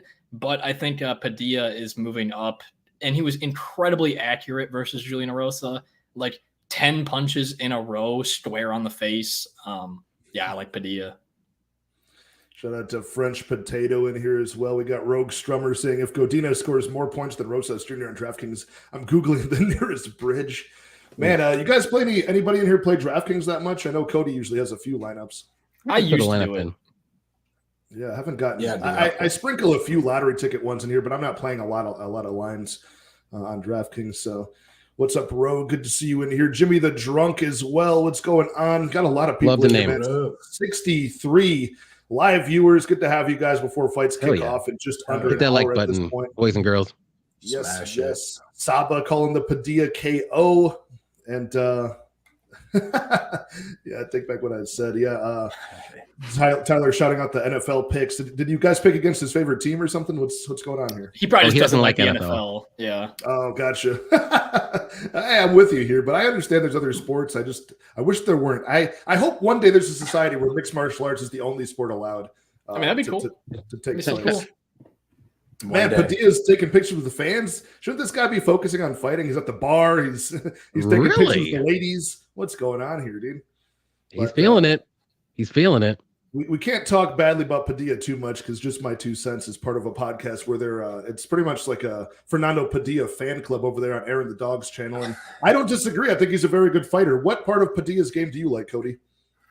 Yeah, he's good, man. He's got good striking. His wrestling's terrible, but he's got really good jiu-jitsu, like 10th planet jiu-jitsu. Straight punches. He's got decent power, but he more works you over time. But he's finished 13 of his 15 wins. The thing is, like, I thought that, like, doing breakdowns, I'm like, damn, this fight's going to be pretty close because you got Kyle Nelson. You know, he fights most fights pretty close. But thinking about it and just seeing Fernando's size, dude, like, the thing is Kyle Nelson's usually a bully in there. Like, he's usually a big dude at 145. He's 5'11" with the 71-inch reach. That's a big 145. That's like Max Holloway, you know, a little bit. But Fernando Padilla comes in at 6'1" with the 76-inch reach. So he's 2 inches taller. And when they did face-offs, Padilla looked a lot bigger. So I just really don't think Kyle Nelson is going to be just, like, physically controlling him too many places. And I think if he takes it to the ground, there's a chance Padilla could get a submission. But I think his striking is going to be better. I know Nelson's got pretty good leg kicks, but I just think that Padilla is going to be better, like, in most areas, because Nelson really doesn't have that great of wrestling either. He more just takes guys to the fence and controls them. But I just think, like, the bigger shots and the octagon control and all that are going to come from Padilla. And I'm going to take him by 3rd round finish. That's usually when Kyle Nelson gets finished. He got finished by Sales in the 3rd round. He got finished by Billy Q in the 3rd round. He's got some other finishes earlier in his career. He's been a little bit more durable lately, but he's been fighting dudes that ain't bringing the pressure to him. You know what I mean? Like, Blake Builder didn't bring that much pressure. Duho Choi, they kind of wrestled around a lot in that fight. And then the Jai Herbert fight, they just, like, hugged each other on the fence, because that was when Jai Herbert came back from getting killed by Ilya Taporia. So he probably didn't want to get punched in the face very much after that shit. So yeah, man, I think that Padilla is going to be able to get him out of there, either standing or on the ground. So, and I like that size advantage. Like I said, usually Kyle Nelson's the bigger guy in most of his fights and pretty physical. I don't think he's going to be here. So give me Padilla by finish. Yeah, I think you and Lane are both correct. And the more dangerous fighter in Fernando Padilla over Kyle Nelson. And also he's going to have more opportunity to get the finish. Kyle Nelson, like I said in my breakdown, he's more of a counter striker, has to play the perfect fight here to catch him coming in range and kind of break his spirit early and then maybe use some grappling. Whereas Padilla, I think he's dangerous everywhere. On the mat, he's got a dangerous guard on the mat. He's got a lot more striking output. He takes more risks and he's more aggressive. So yeah, certainly not something I want to go against Padilla here, but I think he's got a lot more to prove. If the Kyle Nelson that fights that perfect fight comes through, I think that decision prop is a kind of a sharp play, but not going to play it myself here. I saw Pink Floyd saying it's up to over 700 on some books. My goodness. Yeah, I mean, that's up there if it goes to decision. So shout out to Christopher Strobel from Austria. Very nice to see you here, man. Good to see you across the globe. Thanks for stopping in. Donnie is saying Kopolow's the parlay buster. Cody, how do you contest these charges? Oh, come in here with that energy, Donnie. No, I'm just playing. No, he ain't. Come on, man. Josh Frem. Kopylov dude's gonna be a top 10 coming up. He's got, like, by the end of middle of next year, he'll get 2 more big wins and he'll be top 15, top 10 guy. Like, he's got Josh Frem is not good. Like, he's not. He almost lost to Jamie Pickett. And what was he before that? 1-2 in the UFC. So now he's 2-2 with wins over Jamie Pickett and Cedric. What do you guys call him? Dumbass? Cedric Dumbass? Yeah. So, no, man. Yeah, Donnie. I'm max betting. I'm max betting. But nah. So, You're tripping, Donnie. You chip it. Good to see you, Donnie. I think we're split on that one, right? Lane and Cody are on Padilla. Myself and Mr. JohnnyK, the Greek picks, is on Kyle Nelson here. But one of the few underdogs I could see coming through tonight. But we can move on to Daniel Zellhuber versus Christos Giagos. This is actually a fight I'm pretty excited for. Lightweight bout here. Again, Daniel Zellhuber, kind of like Fernando Padilla, a young Mexican fighter, probably improving fight to fight. Shiny 13-1 record, good offensive weapons, and he's very big for the weight class. He takes on Christos Giagos, who's a typical wrestle boxer who's 6-6 in the UFC, having beat pretty lackluster competition, but he's lost to really good competition. So he's somewhere in the middle, shooting for takedowns. I think Giagos is a very good fighter in round one, but he slows down drastically in the later parts of a fight. Johnny, do you see something similar? Do you think Christos Giagos is going to get better or worse as this fight goes on?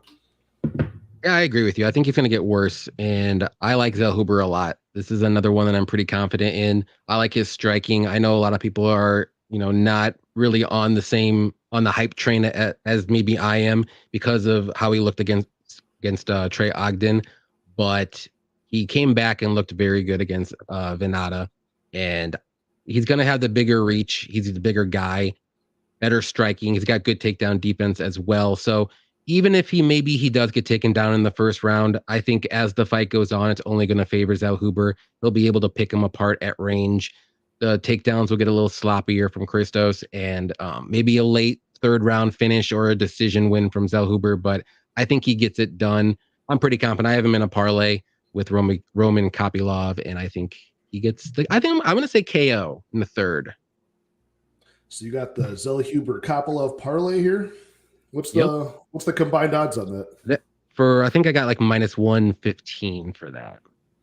Not bad. I also do have action on Zellhuber, just like you said. I got him by finish in rounds 2 or rounds 3. Just 0.15 units, just $15 on both of those, plus 550 for round 2, plus 850 for Zellhuber in round 3. Like I said, I really do expect Christos Giagos to have a best effort in round 1 and then fade and be very hittable. And I think Zellhuber can sprawl and brawl in the later parts of this fight to probably a TKO victory. But with Giagos shooting sloppy takedowns when he's tired, I feel like he could stick his head right in there for a guillotine from the much taller, lankier, improving Zellhuber. Cody, what are you seeing for this fight, man? Do you think Giagos is going to hit 10, 20, 30 takedowns and win this fight? I don't know, man. This fight got me nervous too with the big favorite, just for the fact that it gives me them Bahamondes freaking vibes where Zellhuber, we haven't seen him fight anybody that could wrestle yet. You know what I mean? So really, Venata really didn't try to wrestle him too much. He got sent to the shadow realms in the first round. I don't know how he didn't lose, but right. Giagos has pretty good wrestling and pretty good submissions, and it would suck to bet a bunch of money on Zellhuber and then Giagos be able to get these takedowns because these dudes, Zellhuber didn't wrestle growing up. I don't think they're coming out of Mexico.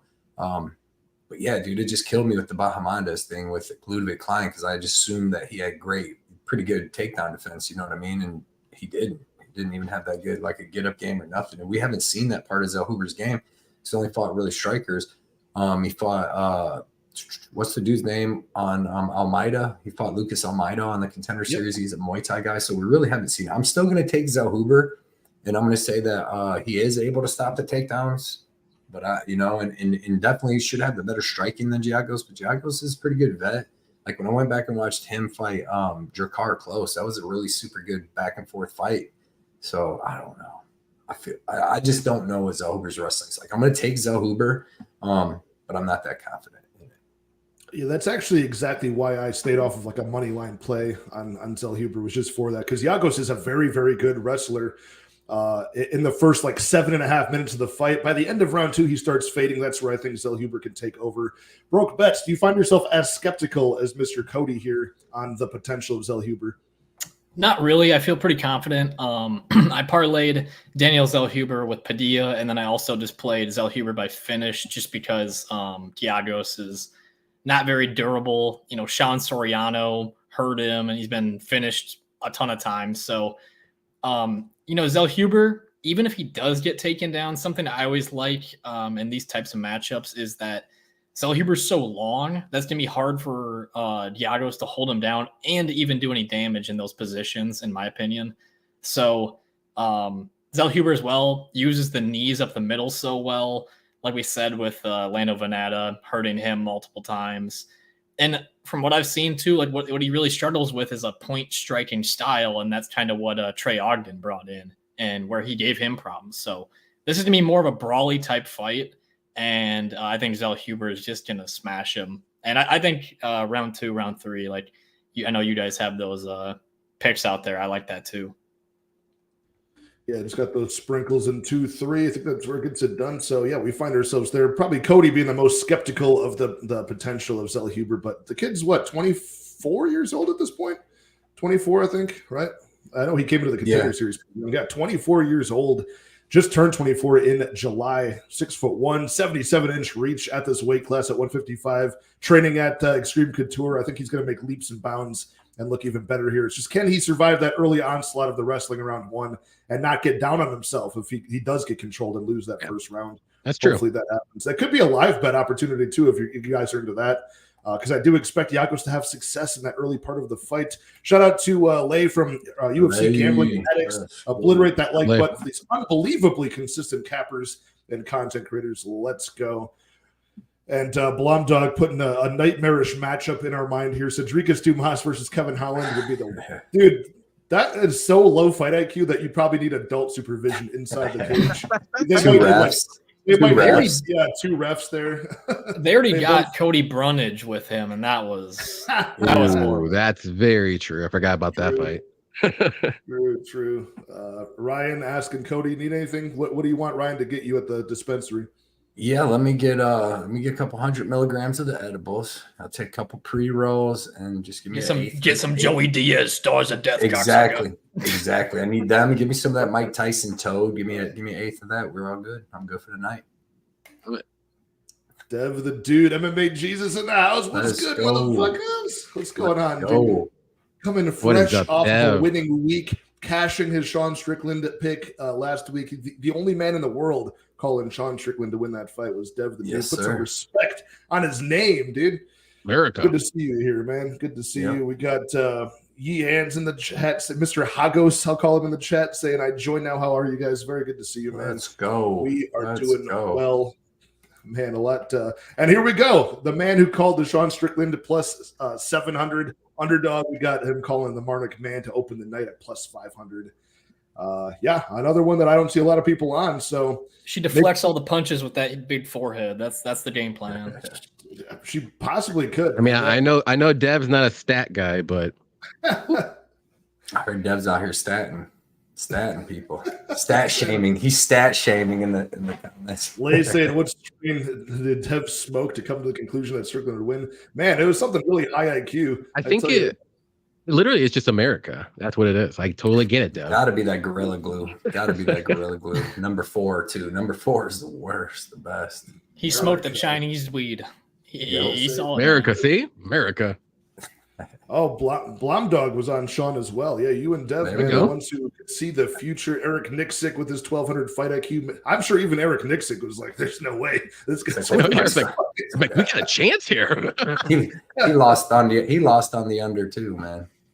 Good Lord. But yeah, we can move on to man, we've got an awesome fight here. This fight, I see some people saying that it shouldn't be. We were on Brady's show, and Brady was like, I don't know why this 18-year-old Raul Rosas Jr. is on the main card. I said, how dare you, man? This kid's a prodigy. Of course, you got to highlight an 18-year-old with insane grappling and wrestling strength. He takes on Alaska FC's Terrence Mitchell, who makes his second walk to the cage here. Terrence Mitchell faced a pretty young prospect in Cameron Simon last time in his debut, and he did not even last until 4 minutes of that first round. So I think Raul Rosas Jr. is going to run through this kid and get an early rear naked choke. Lane, do you see anything different happening in this fight? Yeah, I mean, people are all on the hype train for Rosas, and then I'm always skeptical of any fighter, but he's still good. He faced Christian Rodriguez, who has a great scrambler and all that shit, and you just saw Terrence Mitchell give up. So that's kind of what happened there. I guess I'll try my impression. I mean, main thing with Rosas' face, obviously the chin, but he always sucks his lips in and puts his tongue through it. He always does that. Yeah. And then he's like, it's kind of nasty. And then he goes, well, let's see. I didn't think he These had haters, teeth. man. I don't know if I can do that one. No, you gotta do Man, that come one. out there, fight the haters. They just don't know what to do, man. I kind of sound like man. Cheech and Chong or some shit. I don't A know. little Mike Tyson in there too. Little Tyson. Yeah. That was Good decent. That was Christ. decent. Oh my goodness, that's just straight up just derogatory. I love it. I thought I had to look for a while to see if he had teeth. Like, Maybe I he should be the seriously- Santa Claus, man, because Santa Claus be getting out gifts. That's what he said to Jay Perrin. He's a kid. He's the kid who just has to. I like how confident he is too. Like if I had a voice like that, and I wouldn't be that confident to show my face on camera. But this guy, man, he's got the charisma despite all of his obstacles physically. Yeah. Cody, what do you feel about this fight, man? Where and when do you think this is going to end?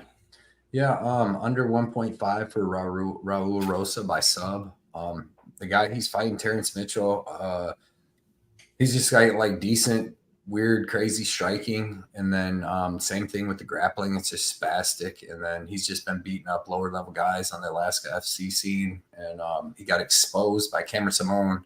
Cameron Simone doesn't usually finish people till, late third. And he just, like the first time that he put him in a bad position, he finished him. So I think Rosa's going to have the better wrestling, better jiu-jitsu, and I think he's going to take him down, and he's going to stick to that game plan. Let's go, Dev. He's going to stick to that game plan. He's going to get the submission. They literally gave him probably the easiest fight in bantamweight, So they're trying to build this kid up, which they should. You should start him slow. I don't know why you would think he's going to go fight for a title at 19 and a half against the people that's, started just a little bit older than him, and it's taken them 10 years to get there. So, yeah, I'm going to take Rosas Jr. They set this up for him. Yeah, they sure did. Yuhan saying Rosas was 18 years old. Still when he 18. signed. How old is he now? He was 17 in the Contender Series. That's why Yes. he's still 18 years old now. He's 18 years and 11 months. So yes, he's almost there, man. Almost 19 years old, still incredibly young. Born in 2004. Incredible to see this guy as talented as he is at this point. Just have like the actual before that. Yeah, and actually like have that developed strength to like ragdoll people around. Even Christian Rodriguez in round one, he was having all kinds of success, just could not pivot from that game plan and had nothing for round two, round three. So we kind of saw his limitations there. But C-Rod's a very talented fighter too. So if he can do that to C-Rod in round one, I think he finishes the fight against Terrence Mitchell pretty early here. I do have Rosas by sub at minus 165 for a unit. That line got kind of smoked and minus 160 on BetOnline on like Tuesday for a unit, and that's moved up to closer to minus 190, minus 200. Rosas round one I like as well by any means. He could just flatten out Terrence and just ground and pound him too. Johnny, how do you see this fight ending? When and how? Yeah, I see it ending in the first, and I think Rosas should get it done by submission. I know Mitchell has never been submitted, but he's not fighting guys who are at the grappling level of Rosas Jr. I know he's 18 years old, but Rosas goes in there. He goes for the takedowns. He's got a good pace.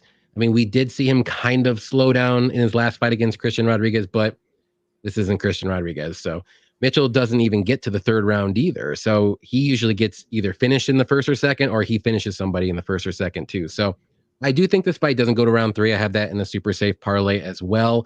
But I do think Rosas should get this done in the first round, probably by submission, because I see him shooting for takedowns right away and then just taking his back, and eventually it's going to happen. Quick and easy.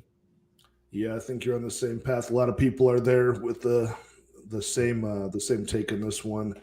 We got my guy 12-15% saying I'll take Rosas by faulty amygdala motor pathways. All right, getting real specific with the method. Is that on BetMGM for like plus 10,000? I would take that as a potential prop there. Paul saying he wants. Oh my god! Hell yeah, dude. That might actually end up being okay though, because have you ever seen like a really hot chick you went to school with, and like her parents are like just hideous looking? Or well, isn't like Rosas maybe like the kid of Jandiroba and Rob Schneider? Yeah, I think that's like a vampire or a werewolf that comes out of there or some shit. Yeah. What did Paul say? He said something funny before. He said, "I'll take the genetic train wreck by sub."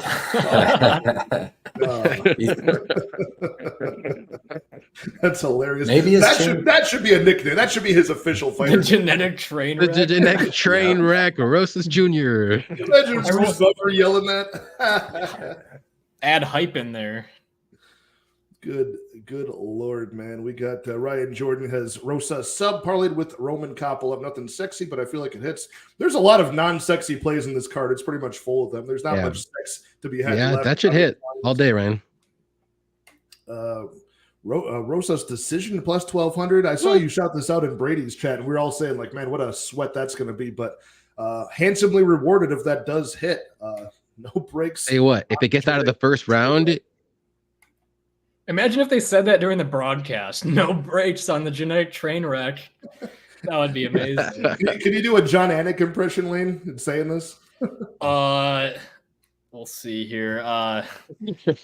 Raul Rosas Jr., no breaks on the genetic train wreck. 18 years old. I don't know. Is that any good? That was decent. The cadence was there, you know. That was pretty Recently, he had to go to court to get his kids. I could probably do Michael Bisping, which just sounds like blah, blah, blah, blah, blah. He's drunk and doesn't know what he's saying. I'll never forget back in like 2007, 2008 when he coached The Ultimate Fighter with Dan Henderson. He would speak in English and they had to put subtitles on the broadcast for TV. It was the funniest thing in the world, dude. He'd be speaking perfect English, but his accent was so strong that they put subtitles like he was speaking Portuguese. That's fantastic. That is the funniest part of the entire show. But we're all on the same side of the genetic train wreck. Raul Rosas Jr. by submission. We can move on to the co-main event, guys. Thank you for all hanging out with us before the fights start. We've got 55 of you in the live chat. Hit the like, hit the subscribe. Make sure you subscribe to all of these guys in the chat. Their links are in the description. My co-host, JohnnyKPicks, Blood Money, and our special guest, friend of the channel here, Mr. Lane from Broke Bets. We do have an awesome co-main event, closely lined fight. Kevin Holland versus Jack Della Maddalena at 170. The money line was about a pick and price tag at one point in the week. Now it's aiming towards Jack Della at minus 140, the favorite. We've got Kevin Holland at a plus 120 underdog. Cody, can you kick us off on this one? Is this going to be a battle of two strikers, or will we see some grappling in this fight? No, I think this is a battle of two strikers here. I don't think either one of these guys are gonna. I don't think Jack Della is gonna want to wrestle because Kevin Holland's got good jiu-jitsu. I don't know how good Jack Della's is, and I just don't think Kevin Holland's gonna have good enough wrestling to actually take him down. I think this is gonna be a striking match, and I think Jack Della obviously has some phenomenal boxing, decent leg kicks, excellent switching at stances, works the body well with hooks, and just overall has good hand speed, good power. And then Kevin Holland, though, is the same thing. You know what I mean? He's got excellent hand speed, excellent power. He's got 8 inches of reach, 4 inches of height advantage. He's going to be able to get to the target quicker. Usually, besides, Stephen Thompson, the way to beat Kevin Holland was never to strike with him. It was always to take him down. But I don't think Jack Della is going to be able to do that. And I also don't think Jack Della is as good a striker as Wonder Boy is at this point.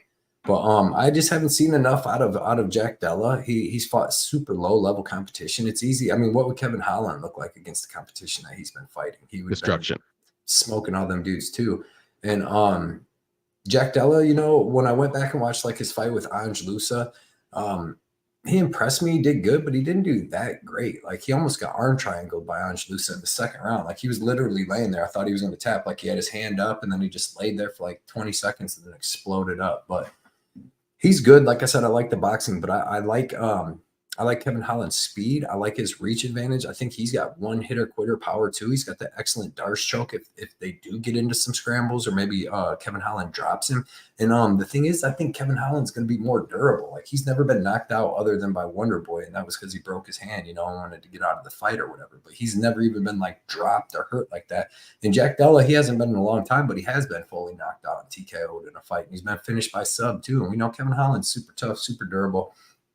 Give me Kevin Holland. They had him at plus 130, dude. I have to take the 130, plus 130 on him. And I think he can get Jack Della out of there. I think he catches Jack Della coming in when Jack Della's throwing his combos. He can catch him right in the middle of one and just crack him and then get this fight over. Like I said, club and either by club or club and Darce, So one of them. But I got Kevin Holland. I thought that plus 130 was nice. When I first looked at it at the casino when it came out a couple weeks ago, Jack Della was like plus 100 or plus 110. And I was thinking about that. And I waited for to do the rest of the take study. And then I just think Kevin Holland, man, has a really good chance to win this fight. More experience, better size, just as good at boxing, in my opinion, just as good at power. So, yeah. Yeah, you mentioned the nice front choke, the darts choke. I know JohnnyKPicks. We were on Brady's best bet. That was his best bet, going for the fences on that specific submission. So, Johnny, you want to piggyback on anything that Cody said? Are you on the Holland side? Yeah, actually, Cody did amazing breakdown because literally that's it. Like, this is a 50-50 fight. And, maybe Holland has that opportunistic grappling advantage. But striking fight, 8 inches of reach, 4 inches of height, the experience. That's what I'm leaning on because this is such a close fight. You have to look at the other variables. And to me, I think Holland has those other variables. We haven't really seen JDM tested with this level of competition yet. So Holland's fought better guys than Jack Della Medley. And granted, he may have lost, but there's experience for you there. And he's got, twice as many fights too. So I do think this is going to be a close fight, though. Both guys are durable. I want to say this fight goes to the decision, and I'm going to say Holland wins it, but I wouldn't be shocked if Holland just rocks him and gets a darts choke. Like, he's done it numerous times to people. That's what he likes to do. He likes to rock him, darts choke right away. So that's why I did the best bet. I don't think he's going to go out there and wrestle him and then get a darts choke. It's going to be like a club and sub type darts choke. So I'll say decision, though, but I'm hoping for a darts choke. I kind of lean with you. I like the over 1.5 in this spot at minus 175. I think that's a good spot. We have seen Jack Della in a lot of quick finishes, right? A lot of round one knockouts, round one club and sub over Randy Brown. It wasn't until his last fight against a strong wrestler in Basel Hafez that came ready for war with a short notice bout, big underdog, nothing to lose. And that guy proved to be pretty challenging for Jack Della. And that went all the way to a split decision that Jack squeaked through with damage and better optics. But I do think there's a lot more left potentially for Jack Della here to show us now that he's fighting a guy who's got a lot of UFC experience, freakish power, big measurables with that 81-inch reach at 170. And I think Jack Della's got the better striking. He's a nice switch stance kickboxer. I think on the inside, if he can get inside that reach, trap Kevin Holland against the octagon fence side, I think he can start roasting his ribs with body strikes and end up doing the better work. So I like Jack Della by decision, but like Cody was saying, a guy with these measurables, this freakish power, I don't want to go against Kevin Holland, who also has the experience up a weight class as well. But I don't like Kevin Holland's fight IQ. So for me, I've retired from betting Kevin Holland fights after the Wonder Boy fight. Like, if you're not going to use all of your skills in the cage at this level, I can't back you with my money. So it was either going to be a Jack Della bet or pass. So find myself passing on this one. We've got both Cody and Johnny on the Kevin Holland side. I'm on the Jack side. Are you going to tie this one up, Lane? Who do you have in this fight? I am. I'm picking JDM here. I don't feel super confident in it, and I'm just watching this fight for entertainment. I got no bets. But, it's always been a storyline with Kevin Holland having such a big reach, but he really doesn't fight behind a jab or, fight behind his full length. So I'm not a huge fan of that. And I think Jack is really good at slip countering and exactly what you said, Patty, like getting in and hitting the ribs. Wonder Boy cooked him in the body with the body kicks. And I feel like he's just got so many good dimensions to his boxing that I think he wins a decision here. I think Kevin Holland's chin holds up. But, fight of the night, I think. Yeah, it should be a really fun one. There's a reason the money line is this close, and it kind of went a little bit wide, like I think minus 155, minus 160 for Jack. Mm-hmm. Now it's tightening up right before the fights kick off in 20 minutes. You guys, we got MMA Jesus pretty strong on the Jack Della side, saying that Kevin's a showman, not a real fighter. I think in some spots that ends up being true. In this spot, he loves money, so he wants to win. He's not going to not fight because he wants that money. He's also dumb. But 12-15 loves Blood Money's take, which means he also loves Johnny's take, I'm sure, since those guys were pretty similar in their breakdown. Kevin is a jackass. Yeah, I like that one. That sums it up for me. I could have been my entire breakdown. Yeah, he's a lovely person. Come on. Fight's crime. I lost so much money on that Wonder Boy Thompson fight that this guy is. He's a vigilante, Dev. A certified helping America. Jackass. Bert Gilo in the house. What's going on, man? Good to see you in here saying Holland's striking is slick, but JDM is more technical. watch out for his body shot uppers because Holland leaves his body open with his guard. That's what Lane was just saying too. So Bert agrees with us here. Ice Viking siding with Holland, but he's looking forward to watching both fighters apply their craft. And yeah, Bert, just to piggyback on this, think it goes to decision as well. And we see a 2-round to 1 decision. Could be competitive, man. Could be competitive. I'm glad I'm staying off of this one. I'm sorry, Lane. Did you say you've got a bet on this fight? No, I'm just watching for entertainment on this one. Okay. That's my plan. I just have fight to start round 2. See, that's a good bet, I think, but I do not want to sweat that 1 second. I've sweat. These dudes are gonna be throwing power off the bat. Well, I think Johnny's gonna be like that one dude with all the veins, like that meme, like watching it. I believe I don't remember who said it in the Best Bet show, Patty, but someone said like it just depends on what Holland does. Is he gonna push the pace? Because Jack's gonna come in, he's gonna want to do it. So if they go out and just brawl it out, it might not see round 2. But if it's a slower fight, staying at range, maybe they're respecting each other, trying to get reads. I think I can see this fight going to round 2 at least. Absolutely. That's why I played the over 1.5 on for the Brady's Best Bet show. I don't have any cash in this myself. I don't even want to sweat it out that far, but I think that's a good number for a competitive fight. -175 for the overs, and you'd be handsomely rewarded if you took your favorite fighter by decision here. But we can move on to the main event. We got the women's flyweight title rematch. Valentina Shevchenko trying to get her belt back that she lost by round 4 submission to Alexa Grasso, the Mexican champion here at Noche UFC.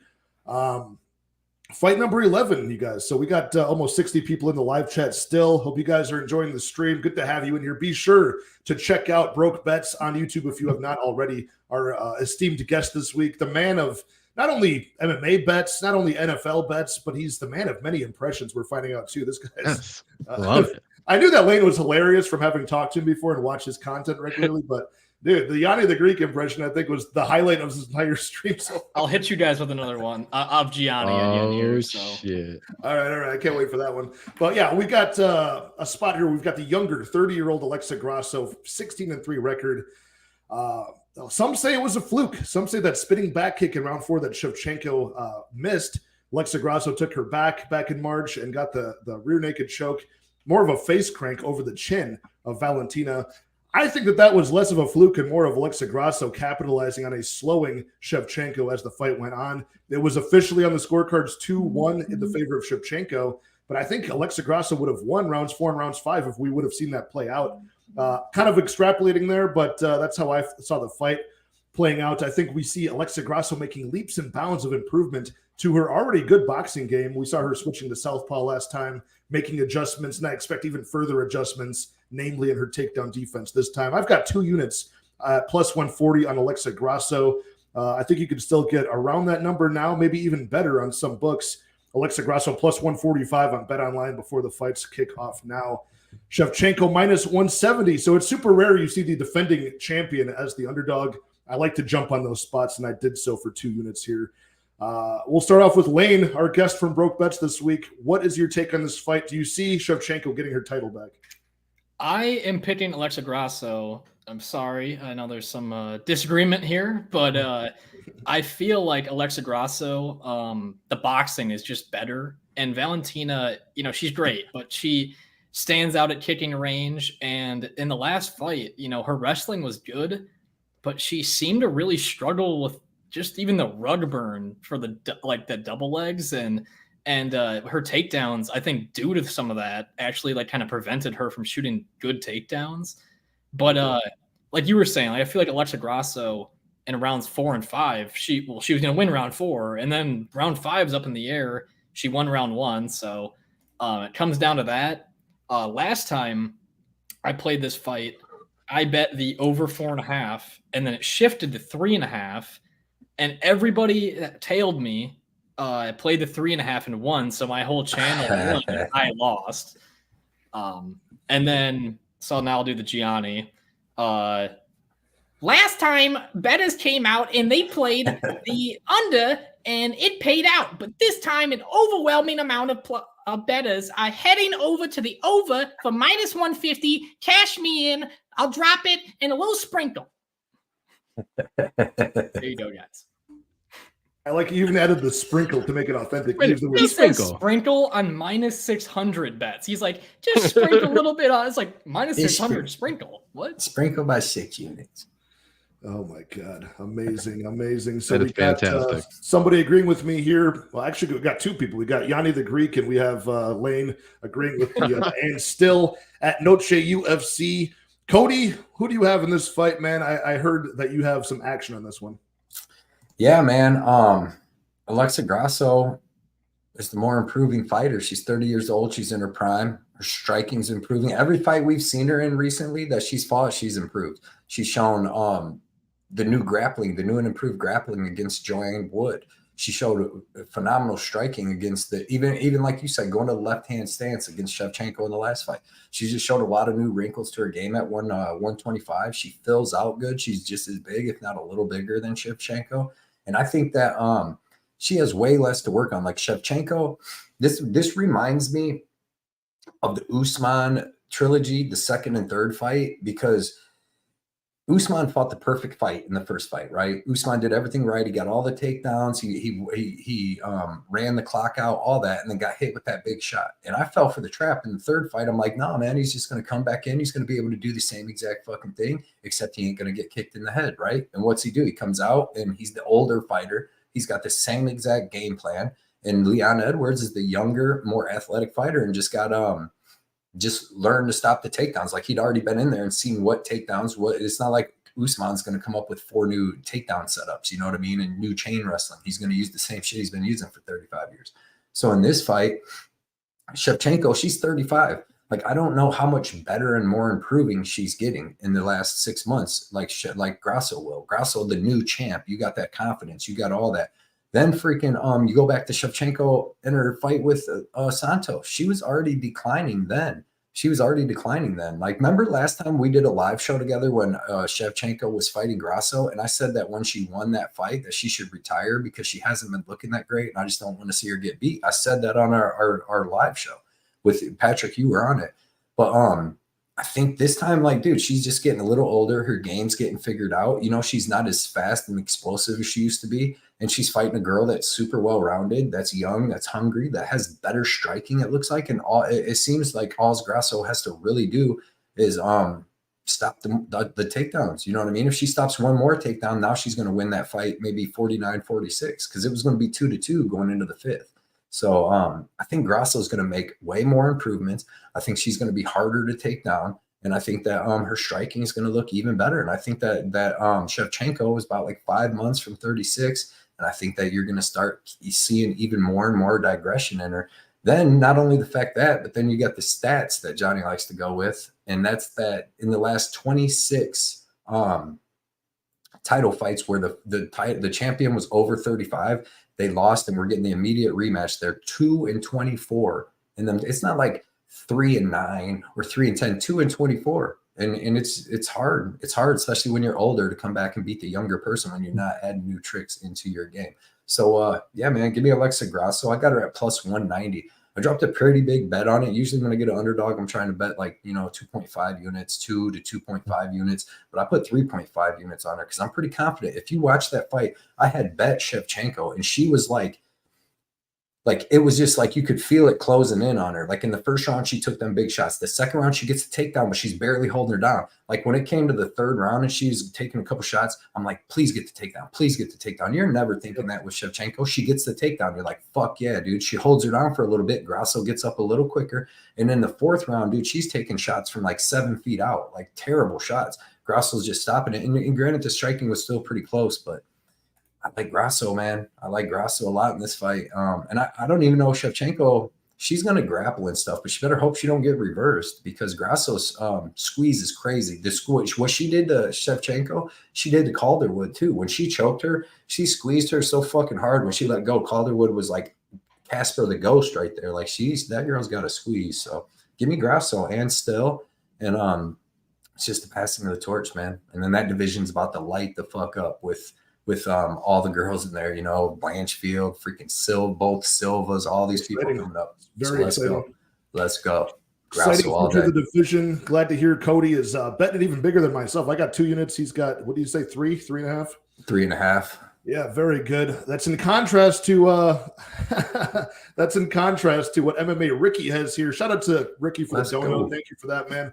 Saying good luck today, fellas. Shevchenko is getting that belt back, though. Also goes to decision. So at least we're on the same side of this going to the scorecards in most worlds. But Come on, Ricky. a lot of people. We got Terry in here saying Valentina's looking for revenge at a discount.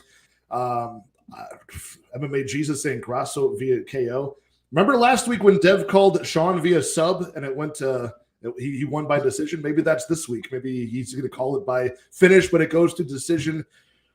I think Cody described this as like Leon Edwards versus Usman part 3. But some people are calling this being like Amanda Nunes versus Juliana Pena part 2, right? Where we just get an overcorrection of the line. You get a discount on the former champion. Is that how you see this? Got technique, though. You know, yeah, she does. It's different. She does. Different. It's definitely a different fight, but the result, maybe Johnny K can sway us back. Well, I mean, guys, we can't just look at the numbers because numbers don't matter. Stats don't matter here. It's all about trends. And if you just rewatch that fight, and I don't know what fights, everyone's looking at that think that Grasso would have won that fight. Valentina was winning that fight in the 4th round until Grasso took the back. Striking was better. Grappling and wrestling was better. Outstruck her even in the 4th round. It was just until the spinning back kick, and then the opportunistic grappling came into play, and she did great. I don't want to take anything away from Grasso. Great win from her. But she's going to need to improve way more. There was way more red flags in that fight than Valentina's red flags.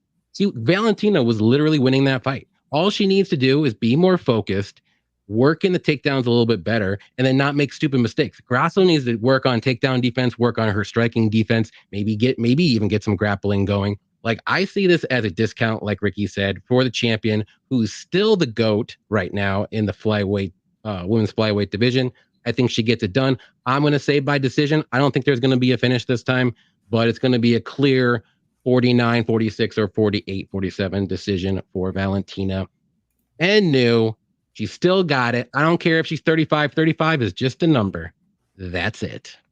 I'm a numbers guy. The over 4.5 at -180. That's really taken a beating because earlier in the week it was something I considered betting. Like -130. Yeah, it was really short, but fight goes to the distance -160 or so. Yeah, I mean that could be a way to play this. We're all seeming to be on that side. Lane, do you think there's a finish in this fight? Hell no. I got the over, and if there is, I will be pissed. That's right. If I get screwed on this 2 times, where I think. Oh, did you bet the over 4.5? The over 4.5 you have? Okay, gotcha. -150 is what I got it. There was even prices on Bovada for the over 2.5 that were like playable at like -250. I want to say when it dropped -220. Even I saw now that's skyrocketed. So Shevchenko is amazing at knocking out bums, but decent girl fighters she'll take to a decision. That's I'm true. more worried about Grasso finishing Shevchenko because I got the fight goes to decision too. Ain't gonna happen, Cody. You're fine. Like I said, you did a great hedge bet when you lose your Grasso bets. Like what history says, you know what I'm saying? Is that like if this fight ends, it's probably by Grasso squeezing her head off. That's all I'm saying. History did never repeats itself. So what? That's literally a saying. Hey, I want to shout out Shady real quick though. Because Shady sent me this. I got to build. I'm actually gonna make my wall bigger. Check that out. Oh, nice. Damn. Nice. There awesome. you go. The Terminator. Because here it is. That's what he's talking about here. What's up, Shady? There it is. That's awesome. It's a long one though, so I'm building. Actually, I'm gonna fill up my whole another paintings on each side here, so I can push my desk out farther, and it's gonna be better. And that's the first one on it. But I appreciate you, Shady, for that. Nice. That's awesome, Shady. Freaking awesome. Yeah, Shady dropping the awesome movie lines from Stand By Me as usual. Good to see you in here, man. Always happy to see Shady. Hope your shitty bets are gonna be cashing tonight, my friend. As usual. Jenna Marie giving us the heart and the cheers. But yeah, I think Ricky spelled it out well. Cody will always die on his hill before he second guesses. He's defending his units. I appreciate it. It's a good way to be a better. I hate to tell you, but the casino won't take my bets back. You can't second guess your bets. Yeah. Hell no. I made my decision. We have to make a t-shirt, Cody. We already said defend your unit t-shirt. Defending them, babe, bad boys. All the way to I'll tell you what, I'm going to be drinking tequila, whether Grasso cashes my bet or not. So I'll either be drinking in celebration or drinking my sorrows away. But it'll be a good fight either way. All 11 fights should be killers. Got a lot of awesome people in here. Jenna Marie shouting out Shady as well. Shady's the man. Matt R saying submission or TKO, thinking that I hope not. There's a finish in this fight. So, man, a lot of smart people in the chat. MMA Jesus saying that's fire as well. That is a nice Terminator for sure. Can't wait to see it on the wall. But, man, you guys, it's been a pleasure. All 55, all 60 of you guys in the chat, man, make sure you check out the description. Subscribe to my co-hosts, Blood Money MMA Bets, Cody, and JohnnyKPicks, as well as our esteemed guest, the man of 1,000 voices and even better bets, Broke Bets. Thank you, Lane, for being here. Man, Lane, the floor is yours, man. Tell people what you can expect in your channel as the week comes up for the 17th, I hope it's more Yanni impressions. Consecutive week. We got Fiziev and Gamrot next week, so I expect an early breakdown from you, my friend. Yeah, early breakdown, funny moments with Muhammad Usman. We already pre-recorded our episodes, so, funny moments with Muhammad Usman doing dumb shit there, and words I shouldn't say on YouTube, a lot of special needs things I do on camera. So, yeah, fun to be here. Thanks for bringing me on, guys. Dude, absolutely. We're going to do it many, many more times in the future. One of my favorite guys, and I love listening to your breakdowns. There's a lot of UFC content to absorb over the week. I can't get to all of it, but yours is one that I always try to make time for. So thank you for coming on. Cody, the floor is yours, my friend. Final thoughts? No, just, man, it was a good show. I like doing shows with Broke Bets and Yanni K and Patty. It's a good show. Appreciate Shady. I just want to shout Shady out again for this painting. And it's going to be a good night, man. We're all going to hit big. Grasso's going to win, but Johnny's still going to win money on your other bets. You're all right. You're going to be drinking beer out of shoe, though. But, yeah, man, I'm on Twitter and Instagram at BloodMoneyMMABets and YouTube, man. Check me out. What about the shoey bet? Ooh, JohnnyK, floor is yours, my friend. What do you got? Yeah, thanks everybody for hanging out with us for 2 hours, and we're having some jokes and giving you guys some picks and bets. That's what we want to do. We want to make it fun for everybody. But yeah, good luck on your bets and everything like that. This should be a good card. I actually like this card better than the last card, to be honest, and that was a pay-per-view. So I'm looking forward to this card a lot. So good luck. Let's get it. Serious hopping in at the last second saying best of luck. Everybody shouting each other out, saying good luck. And hope you guys all rack out at Noche UFC. Should be a very fun time. Good luck. Buena suerte. Órale, cabroncitos!